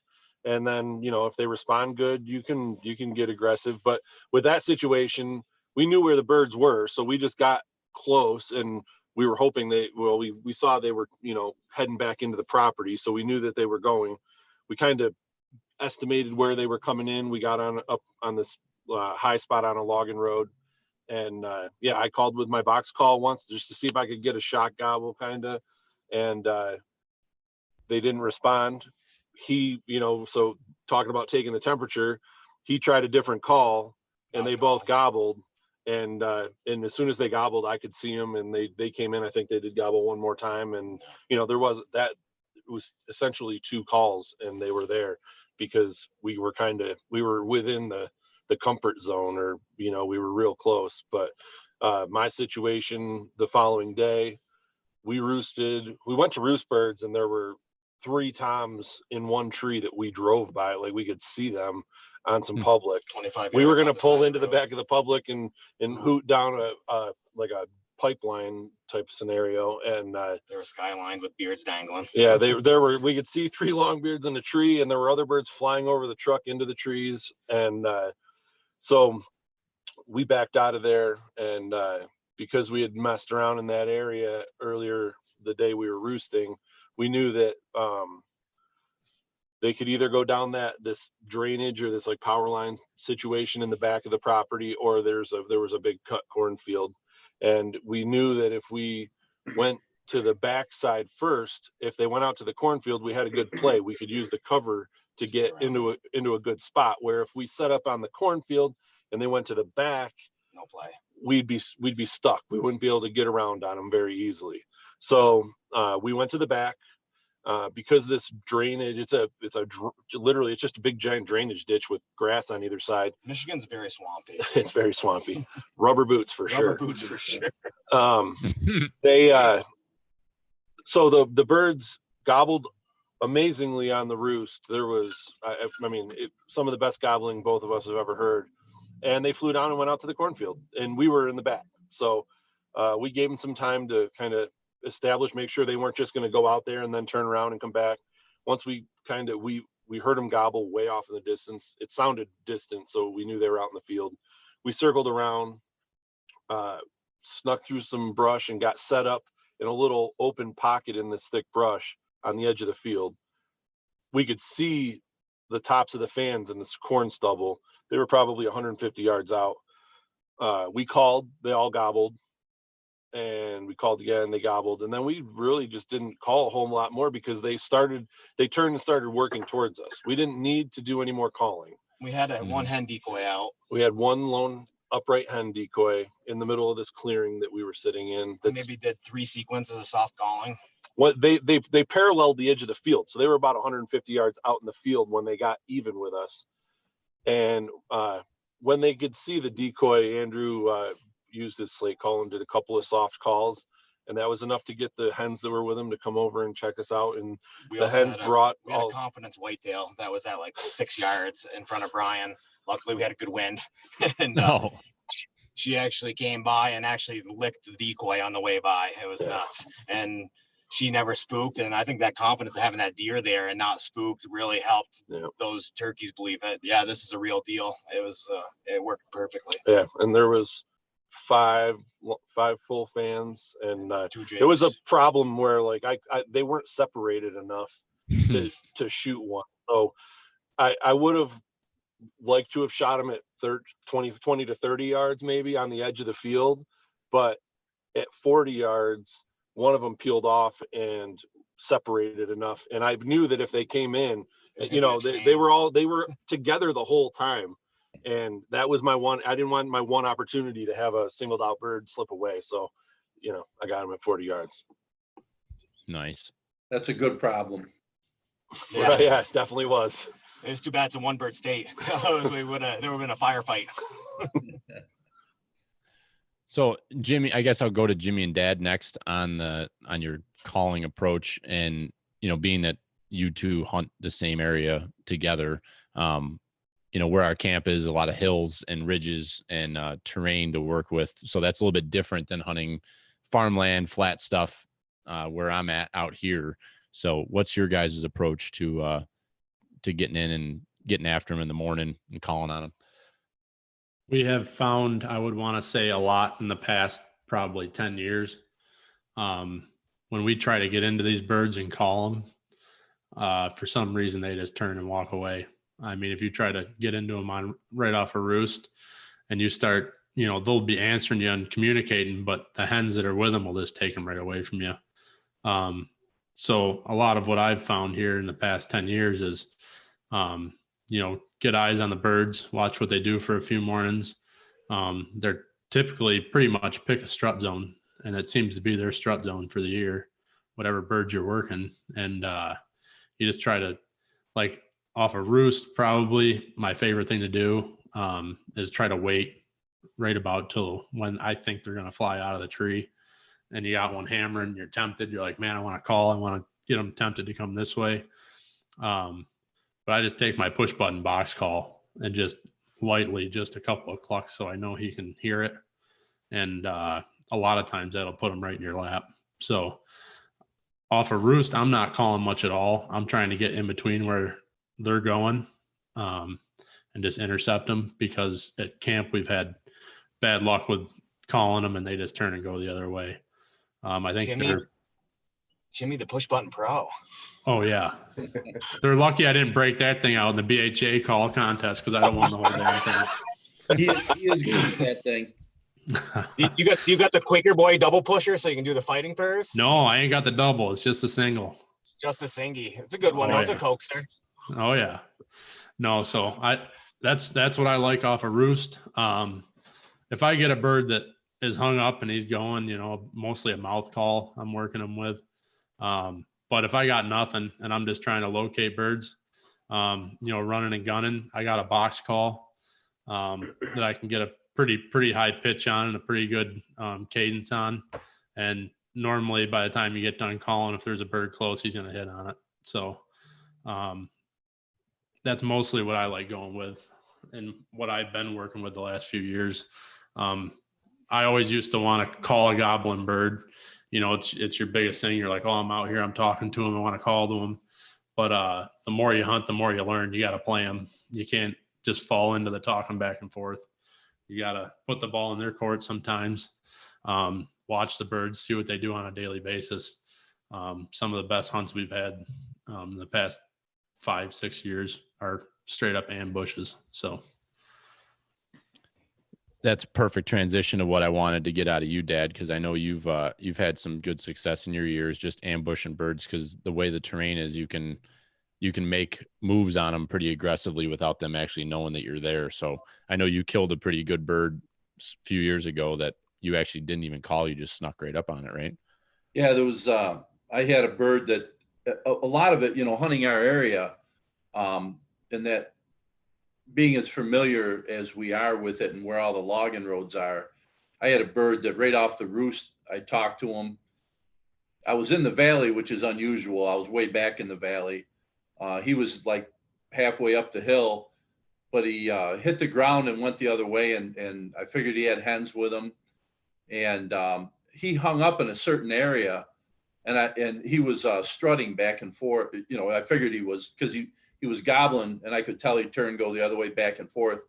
And I said, he's on a logging road. There's a steep logging road cutting the side of that hill, and he's on that logging road. So I crossed the marsh in my rubber boots, and I went up the side hill, and I stalked up there, and every once in a while he'd gobble, and you wouldn't believe how close I got, but I came up the bank and onto the logging road. There was a big log, and I thought I could use a big log that had fallen across this whole logging road. So I came up behind that big log, and then I peeked over, and a bird and a hen was right on the other side. And the hen saw me, but the bird was in full strut facing the hen, and he was rotating. I just pulled my gun up, and when he rotated towards me, I let him have it. And but yeah, I literally walked in on him. But that's obviously an anomaly. That doesn't happen very often. But what it plays to is knowing the terrain and knowing the features and how to get in on the birds. And I know I taught Jimmy this right off the bat, that when we're running and gunning, if we don't get a bird right out of the roost, And we're running and gunning. We do not do that on the field edges or go across the middle of an open field. The terrain changes enough in the field that a bird will be right over the edge and you'll spook them. But, you know, we always stay like inside the woods over a crest, and we work a ridge that way where, you know, we're not blowing birds out of there. So that's an important thing too, is knowing how to move up there without spooking the birds. And it's amazing because here's my take on out of the roost. I've only killed one bird out of the roost, just one. And it was, I think a lot of it was luck. I think I happened to be set up between him and the corner edge of the field and on the crest of the hill, and he hit the ground and was going to the field and had no hens. And that was the second bird I killed, and he was a huge gobbler. But ever since then, I firmly believe that it's not a matter of getting them to come to you off the roost. It's a matter of understanding where they're likely to go, like which way are they going to pitch off to, and trying to get in that path. So I don't like to get in too close. I think I like to get in a position where the birds are likely to go, either as Jimmy said, from our observations and our scouting, or knowing which way they're, and some days, you know, they're either going to go here or they're going to go there, and you set up and they go there. They don't come to you. But, you know, I've just never had a lot of luck getting them right off the roost. I've had better luck at probably 7:30 to 9:30 in the morning. And then after that, it's from like 11 to noon. But the hill country up there can be a bird, especially when the foliage gets on. There can be a bird just over the crest of the hill gobbling his fool head off, and you will not hear him. And, you know, I've had my brother call me on the cell phone, and he's over on the other mountain, and he's like, "Are you working that bird that's down below the 5 points?" And I'm like, "I don't hear any bird over there." He's like, "Well, you better get over there. There's one gobbling." And, or I'll do the same with him. And so it's tough knowing like where to be to hear the birds. And if you get down too far into the valley, then they're gobbling up above you and you can't hear them there. So a lot of times we'll spread out and do some recon, and then, you know, figure out where they're gobbling, and let guys know, kind of help each other out, you know. Yep. That hill country. Just real quick on that bird you snuck up on, were you just drifting through the woods like a spring breeze? It was like an autumn breeze, actually. They never even knew I was coming. I just drifted in, very similar to a fog on a rainy morning. All of a sudden, boom, you're there. You're in the fog. Where'd it come from? Came over. Oh, shit. Trigger, you and I hunting together, we rely quite a bit on the roosting of them the night before, with the way the property lays that we hunt together. And Dad kind of hit on, like, you know, either going to go one way or the other. So I guess with you, what's your approach in the morning, and I guess the night before too, because that's a huge piece of it for us, you know, roosting birds? I have roosted a lot of birds in the past, and, you know, had good success getting them to gobble, finding them, hunting them in the morning. But I just, lately, I don't really have the time to get out there at dark and roost them anymore. And in the last several years, I've only heard a few gobbles at night, and I don't know what the deal is. You know, whether it's time, I don't know. So I've kind of not given up on roosting them, but just trying to scout them a little bit. And even if I don't have time before season, it's, I think like your dad said, give them, or Jim, you know, give them a couple days. I try and be quiet. See where they go. They're going to go here, or they're going to go there. I've got right in on a bird and called them in, you know, running in like, you know, like they just want to die. But the next time they do the same thing, and you give them 3 little yelps and they fly down, they go the other way. And as far as the calling on the roost, I will not do it. And that's how I was taught. I had a guy, a really good turkey hunter, teach me when I was like 14. He kind of took me under his wing for a couple of years, Neil Fitzpatrick. And I mean, he taught me a lot. that was one thing that he taught me is you absolutely do not call when they're on the roost. I don't know if that's right or wrong. That's just what I was taught. I've had people call around me when they're on the roost and the birds will shut right up, or they'll just fly down and go the other way and not gobble anymore. So I don't really know. Maybe there's a different way to call when they're on the roost. No, if they have hens, they got hens, and that's a lot of time. It's Yeah. There's nothing you're gonna do about that. and that's where it comes in with Bill's philosophy of woodsmanship kills. Woodsmanship is everything. Calling second, and bad calling can kill turkeys. You don't have to be a good caller to kill turkeys. You just gotta make a turkey noise sometimes. That's right. A noise that kind of resembles a wild turkey. I mean, that kind of hits on another point. If you're working a bird, or if you got a bird in the morning that you can't get to come to you, that you know that's got hens, don't try to work it too hard in the morning when he's henned up. I mean, he's going to be in that area. He likes that area. If you give him a call and he knows you're there, try it again at 10:30, 11 o'clock. There's a damn good chance he can be back there waiting for you. The 10 o'clock bite's good. Yeah. If you get a hot 10 o'clock bird, your chances are probably better than actually getting a bird right off the roost.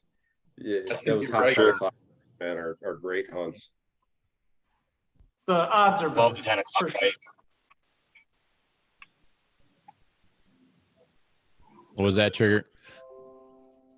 Odds are better at 10 o'clock. I mean, if you get a hot bird that doesn't have hens right off the roost, and you know that he likes to head north and you're north of him, you can make a couple calls and if he's fired up, chances are he's going to run right into it and he's dead. If he's got a few hens and the hens don't like that you called, or the hens want to go a different way, it's a different game. I personally like to feel them out, give them a little bit of light calling, see what they do. If they touch off when they're, you give them a couple light yelps, then I'll get a little more aggressive with them. If I give them some light calling and they, lag a few seconds behind and gobble, I'll just keep being conservative with them. It's just, you play every situation as it is. And some birds just love to be just called as hard as you can, as fast as you can, as much as you can. And they run in and you smack them with the end of the barrel and they're dead. The next bird, you got to just kind of lightly call and give them a little tickle. And after an hour and a half, they come in looking and they come around a tree and you smack them. So there's no real way to tell them. Brian, you got to find one of those birds for Jimmy and let him call up a storm at him on Friday. So, yeah, and Brian, I want to also highlight that Brian is also a professional finger clucker with the push button call. When I first started hunting with Brian, I'm like, for real? I'm like, that's all you got? But it's like the kid kills birds. So I just I've learned, just follow Brian and things will happen. Yeah. So I want to tell like a 2-minute story. All right. Yep. You froze. So anyways, about the calling, and he's going to either come here or there. So I had the bird. You went with me, Billy. This bird, like, for a week. I sat in one spot, he went 100 yards further. He went 100 yards to the east of me. So I'd sit there, he'd go 100 yards west of me, and I wasn't really doing any calling. Couple late calls here and there. So I took you in there. We both sat, and we were 100 yards apart. We were where he's been going all week, right? Well, the neighbor was in there too, and I could hear him calling in the morning. That bird ran right into me. I whacked him. And I took Billy there because I wanted to increase our odds. Well, then the neighbor said, hey, I heard you calling. I knew it was going to be a calling match, so I went at it. And I go, I didn't call. I've been on that bird for, well, obviously before season, and then, for a week or whatever season had been going on. And he kind of gave me the blank stare of, you didn't call? It's like, no, you had hens with them. And I'd been just sitting in there and and trying to whack him, and I don't know if it was me and Billy being there together or the neighbor calling a little bit that just, he, all of a sudden they were strutting and he just giddy up and tried to come my way. And we walked home with the bird. So, I mean, there's a million situations for all of them. Yep. No doubt. Billy, I So just want to make a comment about what Trigger said, that you almost got to read the bird and the mood of the bird. It's funny. Sometimes the birds, they want to go and they want to go hard. And other times it's a finesse game. So it's really a matter of being able to read the situation and read the bird. I think that's where the experience comes in. And once you figure that out, things really start to come together. There was a bird like 7 years ago up on that hill that we hunt that we could not touch. And it was like, I was going to say, is that the one we never killed? No, I killed him. That was Mother's Day. You stayed home. Yep. Yep. We were up there the day before Mother's Day, and there was a logger up there. And we talked to him. We were like, every time we call this bird, he just freaking turns around and walks the other way. And he was like, well, I pull in here at 7:30 every morning with my pickup truck and I can shoot him right out my window. He doesn't even move out of the field. And I was like, that's great info. So I drove in the next morning, parked my pickup truck right next to his log skidder. I actually left my turkey vest in the truck so I wouldn't be tempted with a turkey call. And that bird walked out at 15 yards, drumming and strutting, and I piled him. I called you at, 6:30 in the morning? You're like, no, you didn't. I'm like, yes, I did.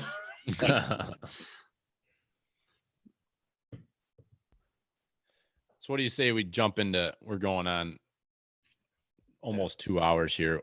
You want to hit some questions, Jim? I know it's a little bit late here, but do you have any questions that have came through?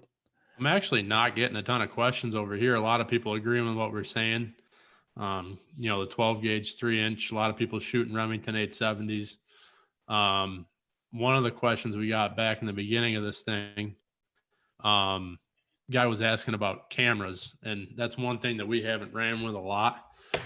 We don't videotape a lot. I'm going to try to get into it this year, but he was asking about cameras and do you run another camera for a different camera angle? Probably, like the guys with Hunting Public do, they got multiple cameras and GoPros on sticks. And so maybe somebody that does some filming. Looks like Brian's pointing to a flashlight on the end of the gun. I don't know if you're hunting in the dark or what you're doing over there, but it's a Tacticam. Yeah. So, I mean, we've messed around with filming, but we haven't done a ton of filming. So I don't know if you guys do more, if you guys got something on that. Then anybody big on any of you guys filming? I got some old film of Brian stacking and whacking. Do you? Yeah.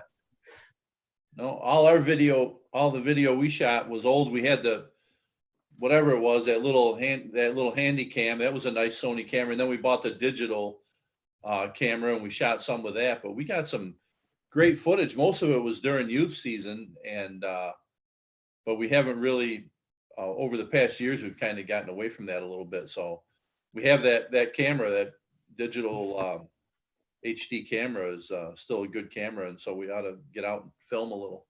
Yeah, so I bought a Bog tripod. It's got the switcheroo system, and I bought the camera head for it. I'm going to be running that a little bit this year.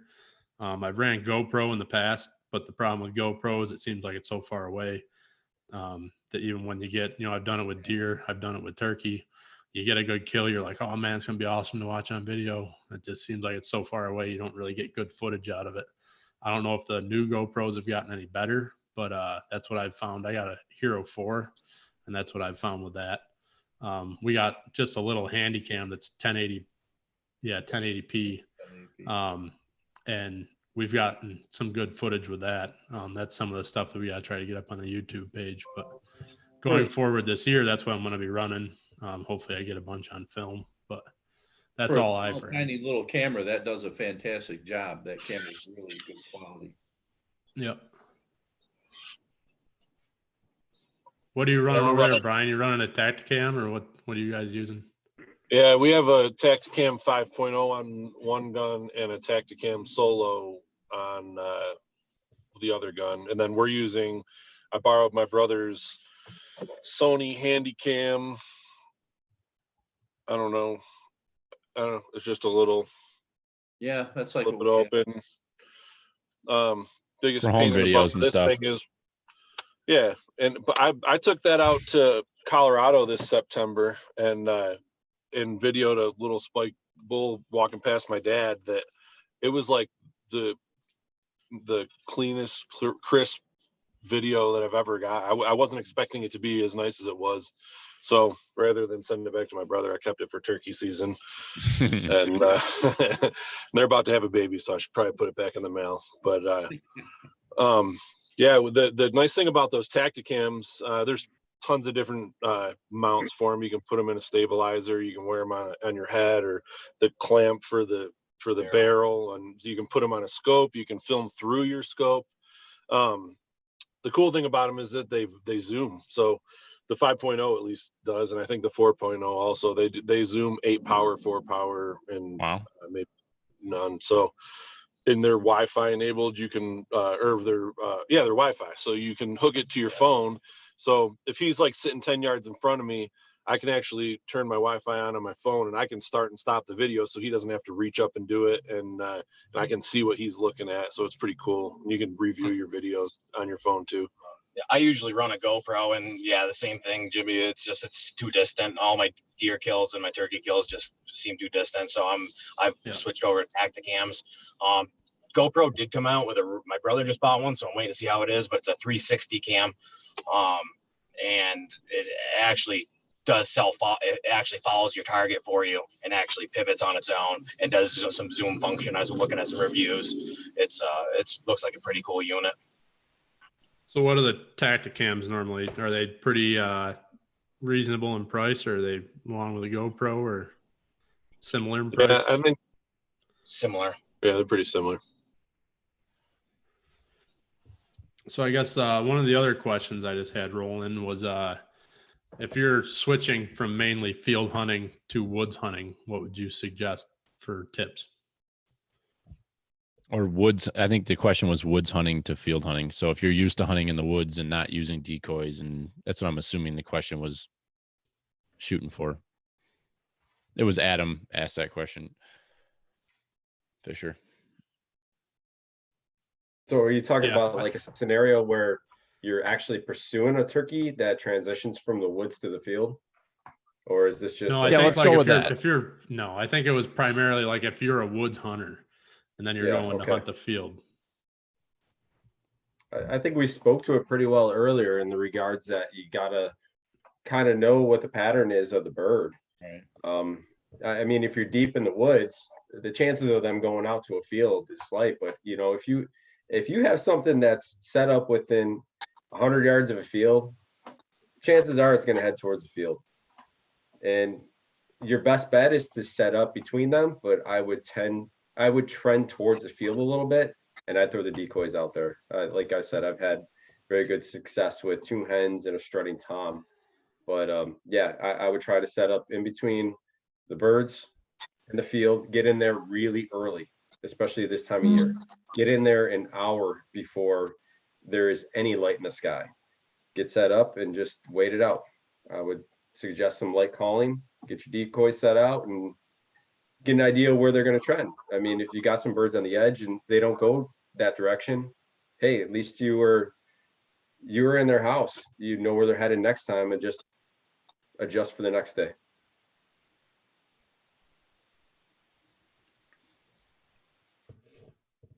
I would say that's pretty good. You know, if you have multiple days to hunt, don't push it too hard on the first day.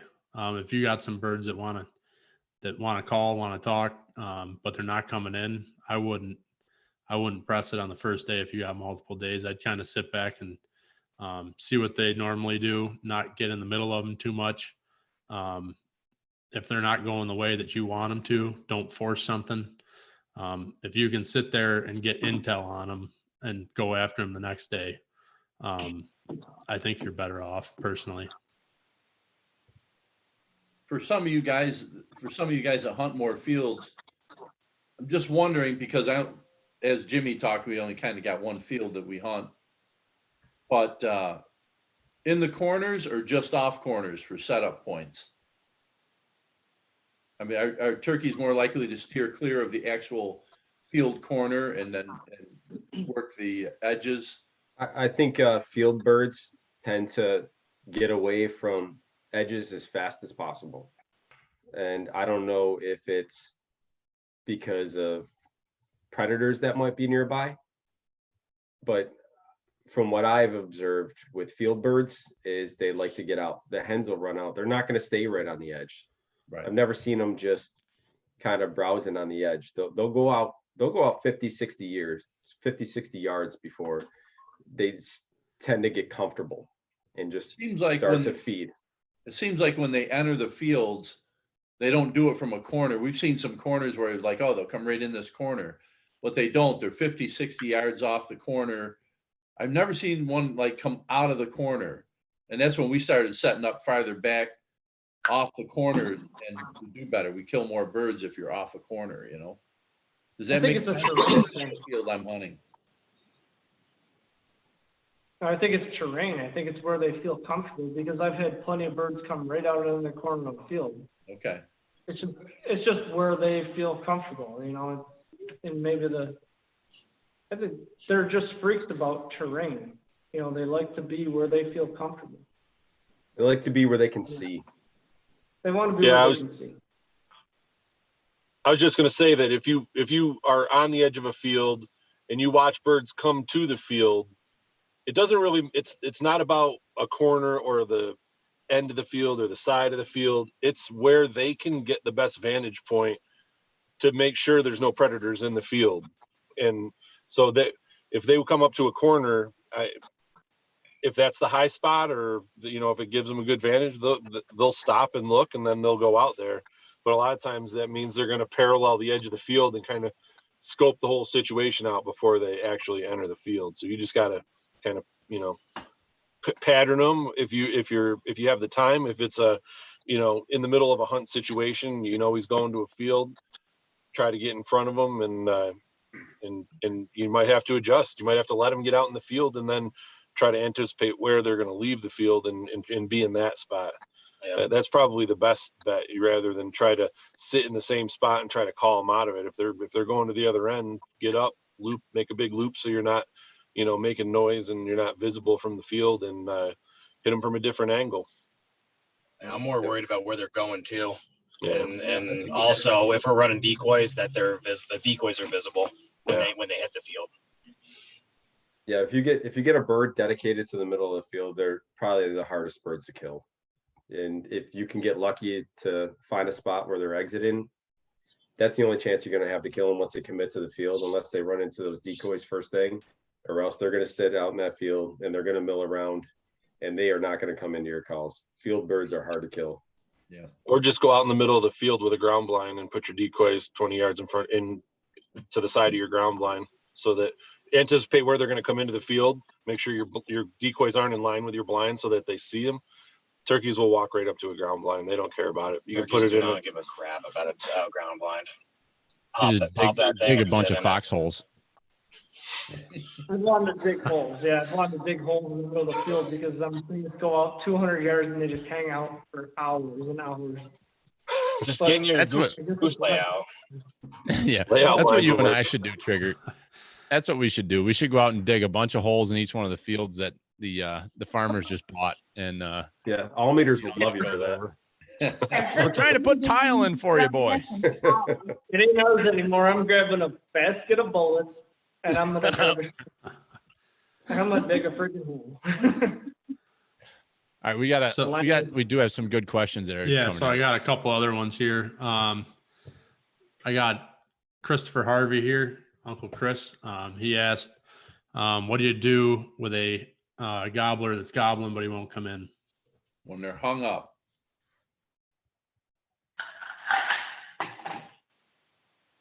I got it. Nobody has an answer for that. I thought Bill was going to jump on that when they're hung up. I got a formula. It works for me 50% of the time, 100% of the time. Honestly, it really is. You take where that gobbler is and you put him in the center of the clock. And wherever I just played him from, I usually consider myself at the 6th position, and he's at the middle of the clock. I'd never go to his 12. I usually try to go to either the 3 or the 9 and get that 90-degree angle side of him, and hopefully you can make that move. That's mostly with woods birds. So I didn't try to make that move. That move usually works. He missed a step in that. Before he moves, he stops calling to him. Oh yeah, definitely. Most definitely stop calling. If a bird's gobbling and won't come in, just shut up on him. Make him curious. Yeah, you got to give him that. You got to give him that time to make sure he just doesn't need some shut up time. So do you usually find that they, after you change angle, that you'll get them moving? Yeah, they usually like to come in on that 90-degree side. I've tried doing the whole 180 on them, thinking that's what they're going to like to do is go completely the other way. Yeah. And it usually doesn't work. It's picturing that clock and getting to that 90-degree side of them on whatever, honestly, usually is the higher ground side too. I have more luck calling turkey up to me than down to me. Okay. Also think about the sun. I never like to put the sun in the bird's eyes. Good point. You don't like to put the sun in the bird's eyes? I don't think they like to walk in the sun. They rely on their eyes too much. Yeah. Put yourself in the shadows and try to keep the sun out of his eyes.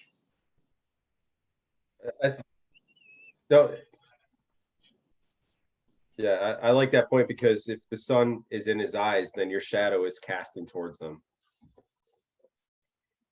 Johnny, what are you doing when a bird's hung up? It depends. Through the years, I mean, I've had situations where I would just start trying to get ahead of them. Then all of a sudden, you hear them off. I mean, when I was younger, I used to just call. They get hung up, and then I'd hear them move out, and I'd just keep chasing them. But a lot of the areas that I hunt, I have a really good idea of how the turkeys are going to move.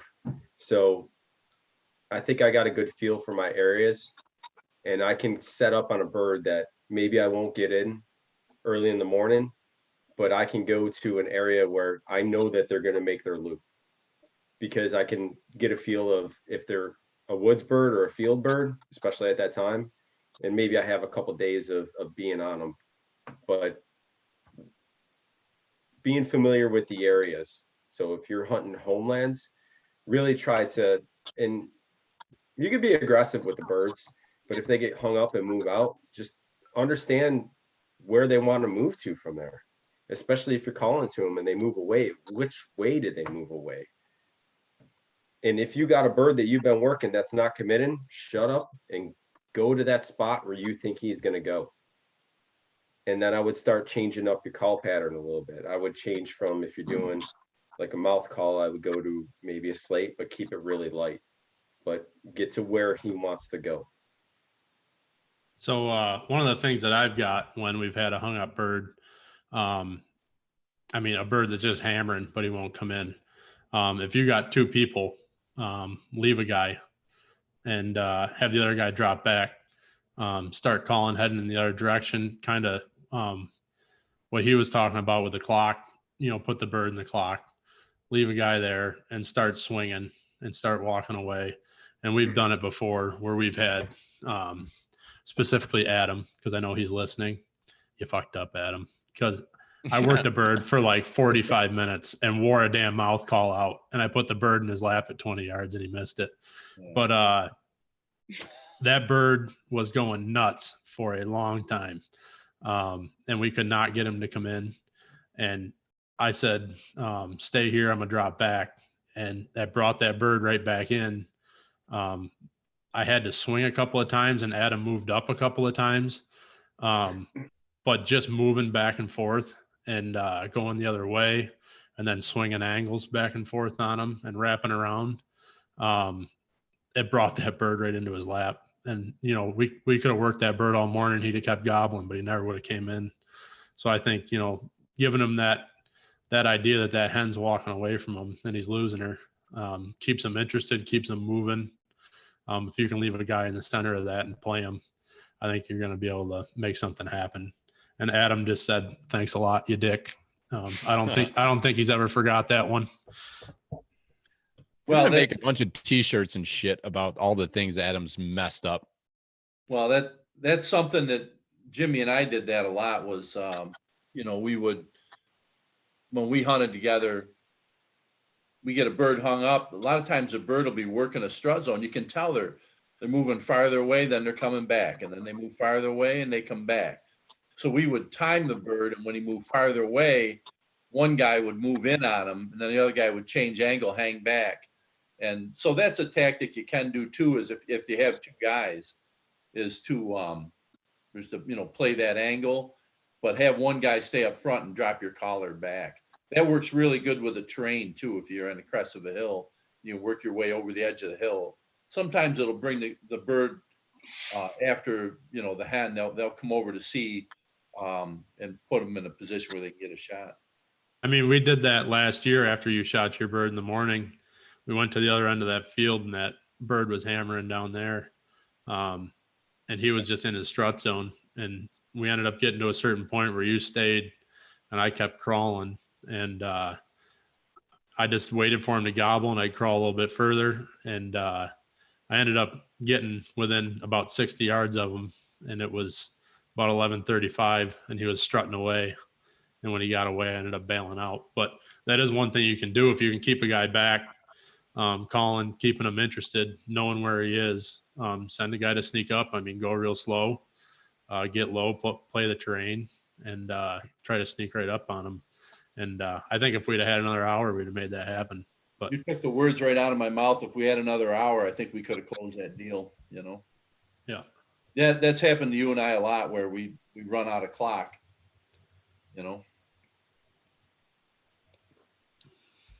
Are we good on that question there? Anybody else got anything? Or Brian, Kirsch, you got anything on a hung up bird? Or? I think it comes back to scouting the bird, hunting the bird. If you haven't hunted the bird before, you need to just pull out. You need to sit there. You need to take a deep breath. You need to listen. You need to see where he goes. If it's a bird that you've hunted before, and he will want to come your way, you need to just shut up and hang out. If it's a bird that you've never hunted before, he's hanging up, same thing. You just probably want to sit there, hang out, shut up, see what he does. See what he wants to do naturally. Yeah, put the ball in his court. I think it's 50-50 with the birds I've killed. It's either letting them tell me what they want to do, or just going at them hard and they just run at you and you shoot them on the run at like 15 yards. It's kind of a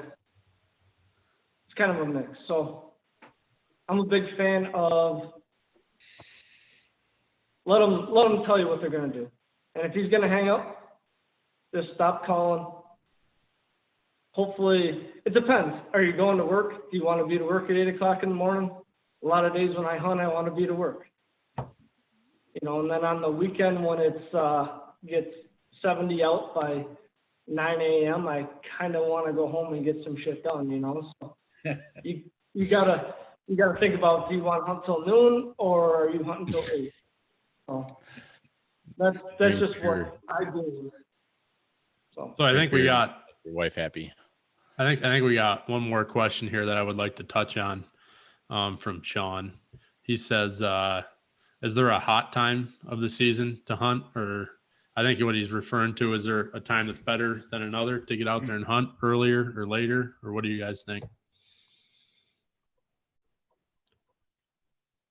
I actually just responded to that. But go ahead, Brian. I was just gonna say that every day that the season's open is a good day to turkey hunt. Amen. Absolutely. Great day to turkey hunt.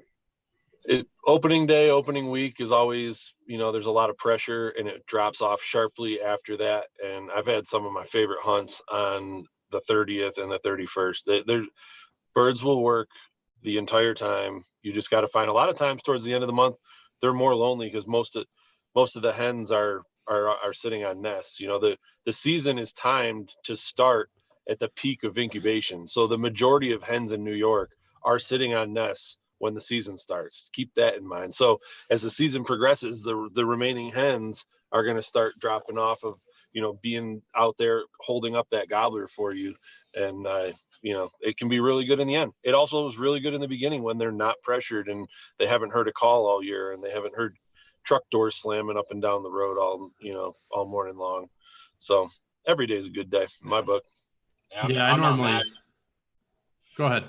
I'm not mad when I start seeing them doing their thing in March and April, and everybody's going, "Oh, the season needs to start earlier." No, it doesn't need to start earlier. That means the hens are going to be on their nests. Well, sooner they're lonelier. So, I really youth day. Honestly, though, youth weekend is my favorite weekend to be in the turkey woods period with a kid. It's just always seems to happen. Yep. So on that myself, I would say probably that first couple of days, mainly based on pressure. You can get the first 4 or 5 days in, and then the birds really start to get hammered. But then, like Brian said, I've had some of my best hunts at the end of May. I had a flock of birds up north that I saw in the field, and I thought it was hens and gobblers.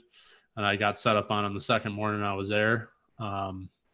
Turns out they were all freaking gobblers. And when I got in the middle of them, they came running in, and I dusted one at 15 yards. So I think if you can, I think a lot of people hit it hard early and then everybody burns out. I think if you can get out there at the end, there's a lot of birds that haven't been bugged in, 10 to 15 days that are still looking for it. So.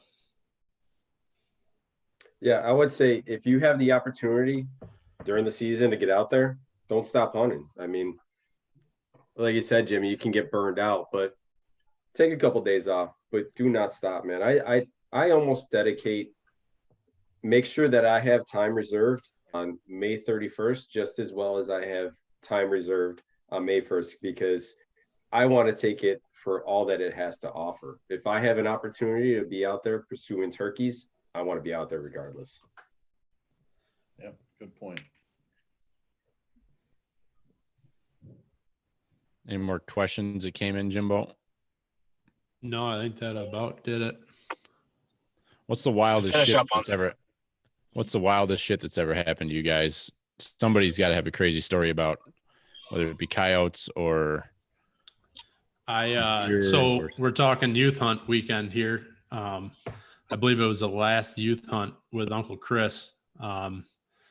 He had his son Joe out, and we had a bird that was hung up, and I was trying to do what we were talking about earlier. I tried dropping back and swinging around behind him, and I was on a real steep part of the hill, and I dropped down and I sat up against a tree, and he was gobbling. And I'm like, all right, I'm going to swing to my left now. So I got up and started moving, and there was a coyote standing there looking at me. And I kept on calling because the bird was gobbling, thinking the coyote would be like, holy shit, what's this? And just run away. And it didn't. It started walking towards me. And I let this go on probably longer than I should have. And I kept calling, and the bird kept gobbling. And ended up picking up a rock off the ground. And the coyote was so close that I flung a rock at it and hit it. And after that, I figured it was fine. I figured I scared it away. That son of a bitch ran right by Uncle Chris and Joe and ran up and spooked the turkeys off the hill after I hit it with a rock.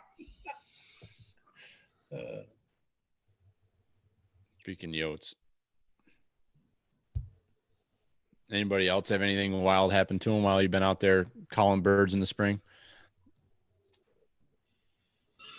I got one. I think I told you guys about this after the podcast or at the end of the podcast we did before. Youth when you weekend. Shit yourself? When you pooped your pants? No, that not one? that story. Oh, not that. That's just.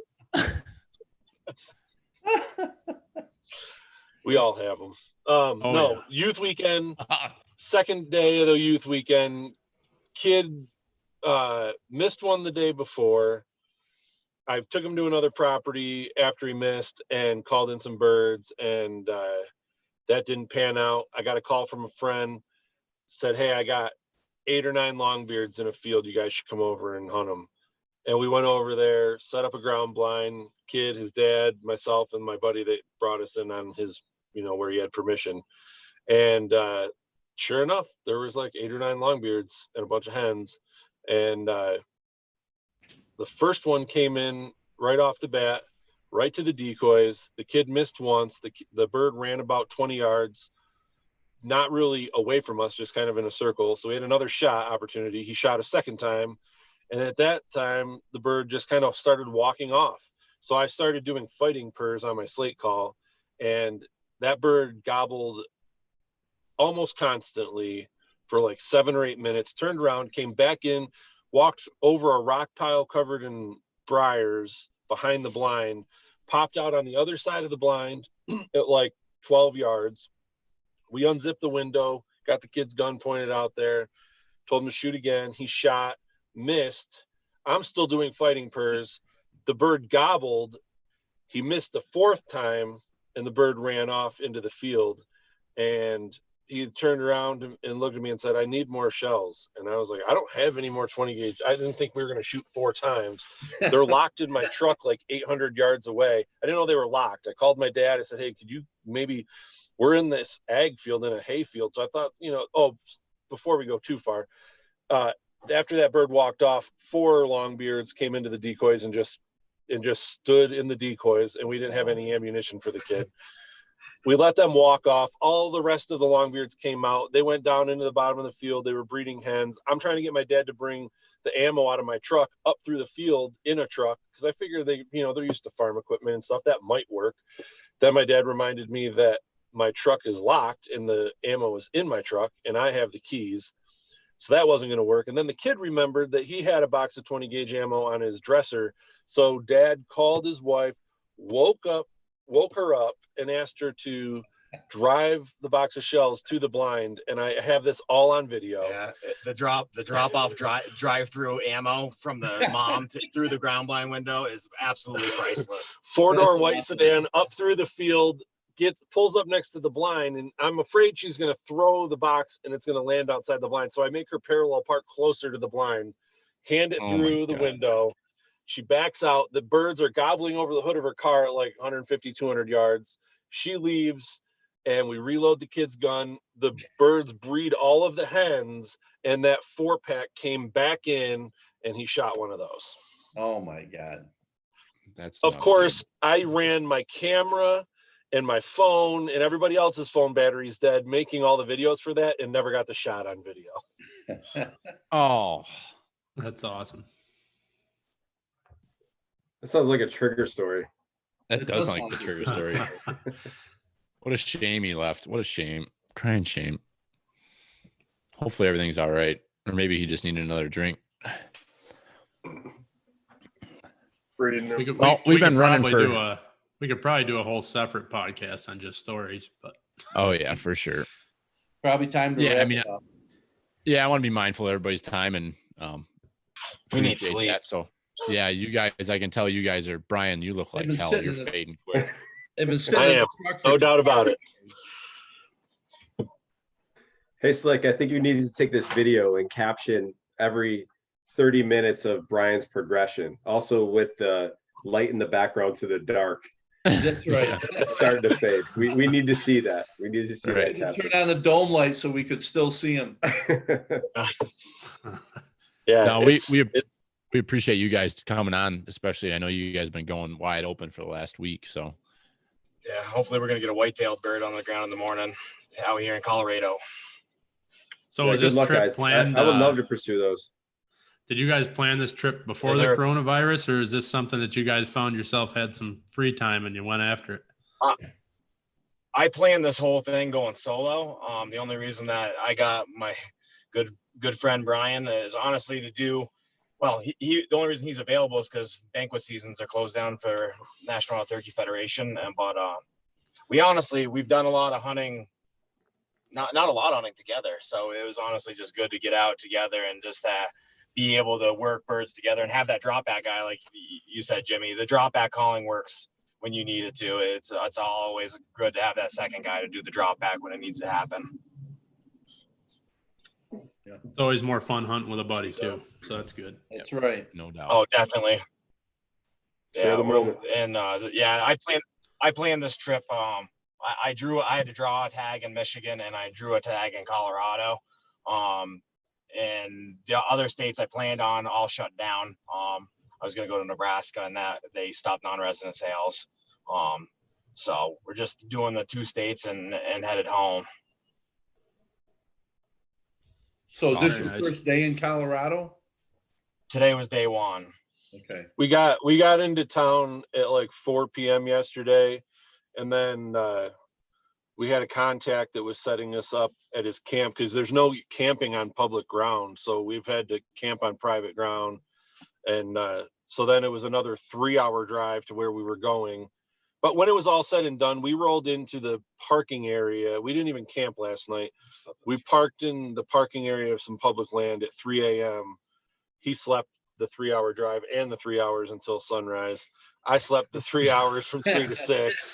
And I'll tell you, in New York, we can only hunt till noon. And I've always been jealous of other states that you can hunt all day.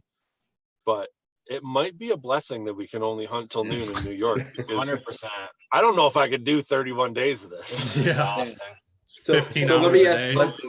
let me ask you guys this, because I've never been in a state where you can hunt all day. Now, I look forward to that nap from 8 o'clock until 10 o'clock every day in New York. Is there like a 1 o'clock to 3 o'clock nap time for you guys out there? I took one today. He took one today and woke up to 5 Jakes coming in behind us. Silent.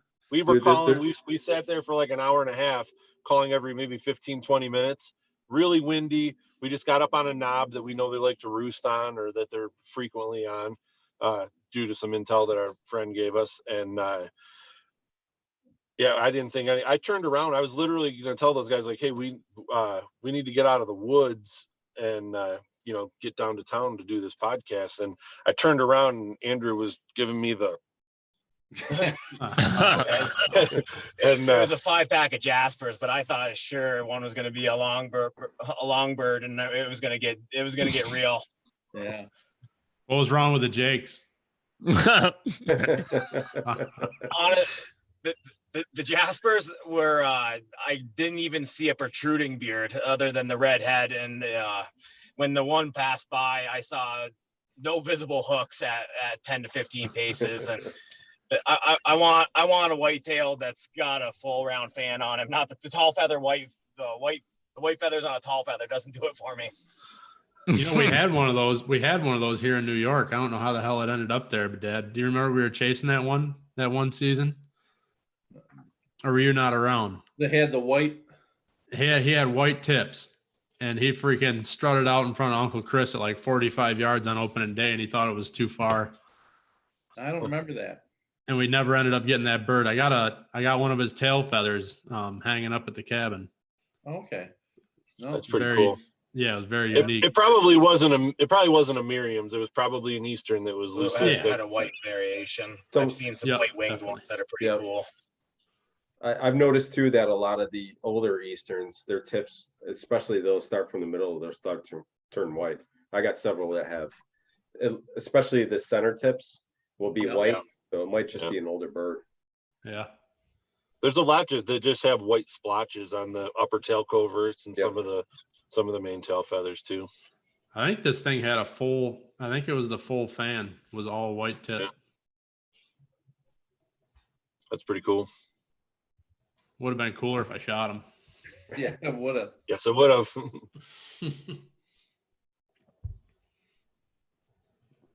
All right, you boys ready to wrap this thing up? Anybody got anything else to close her or what? We're ready to wrap it up. There you go. Oh, look at her.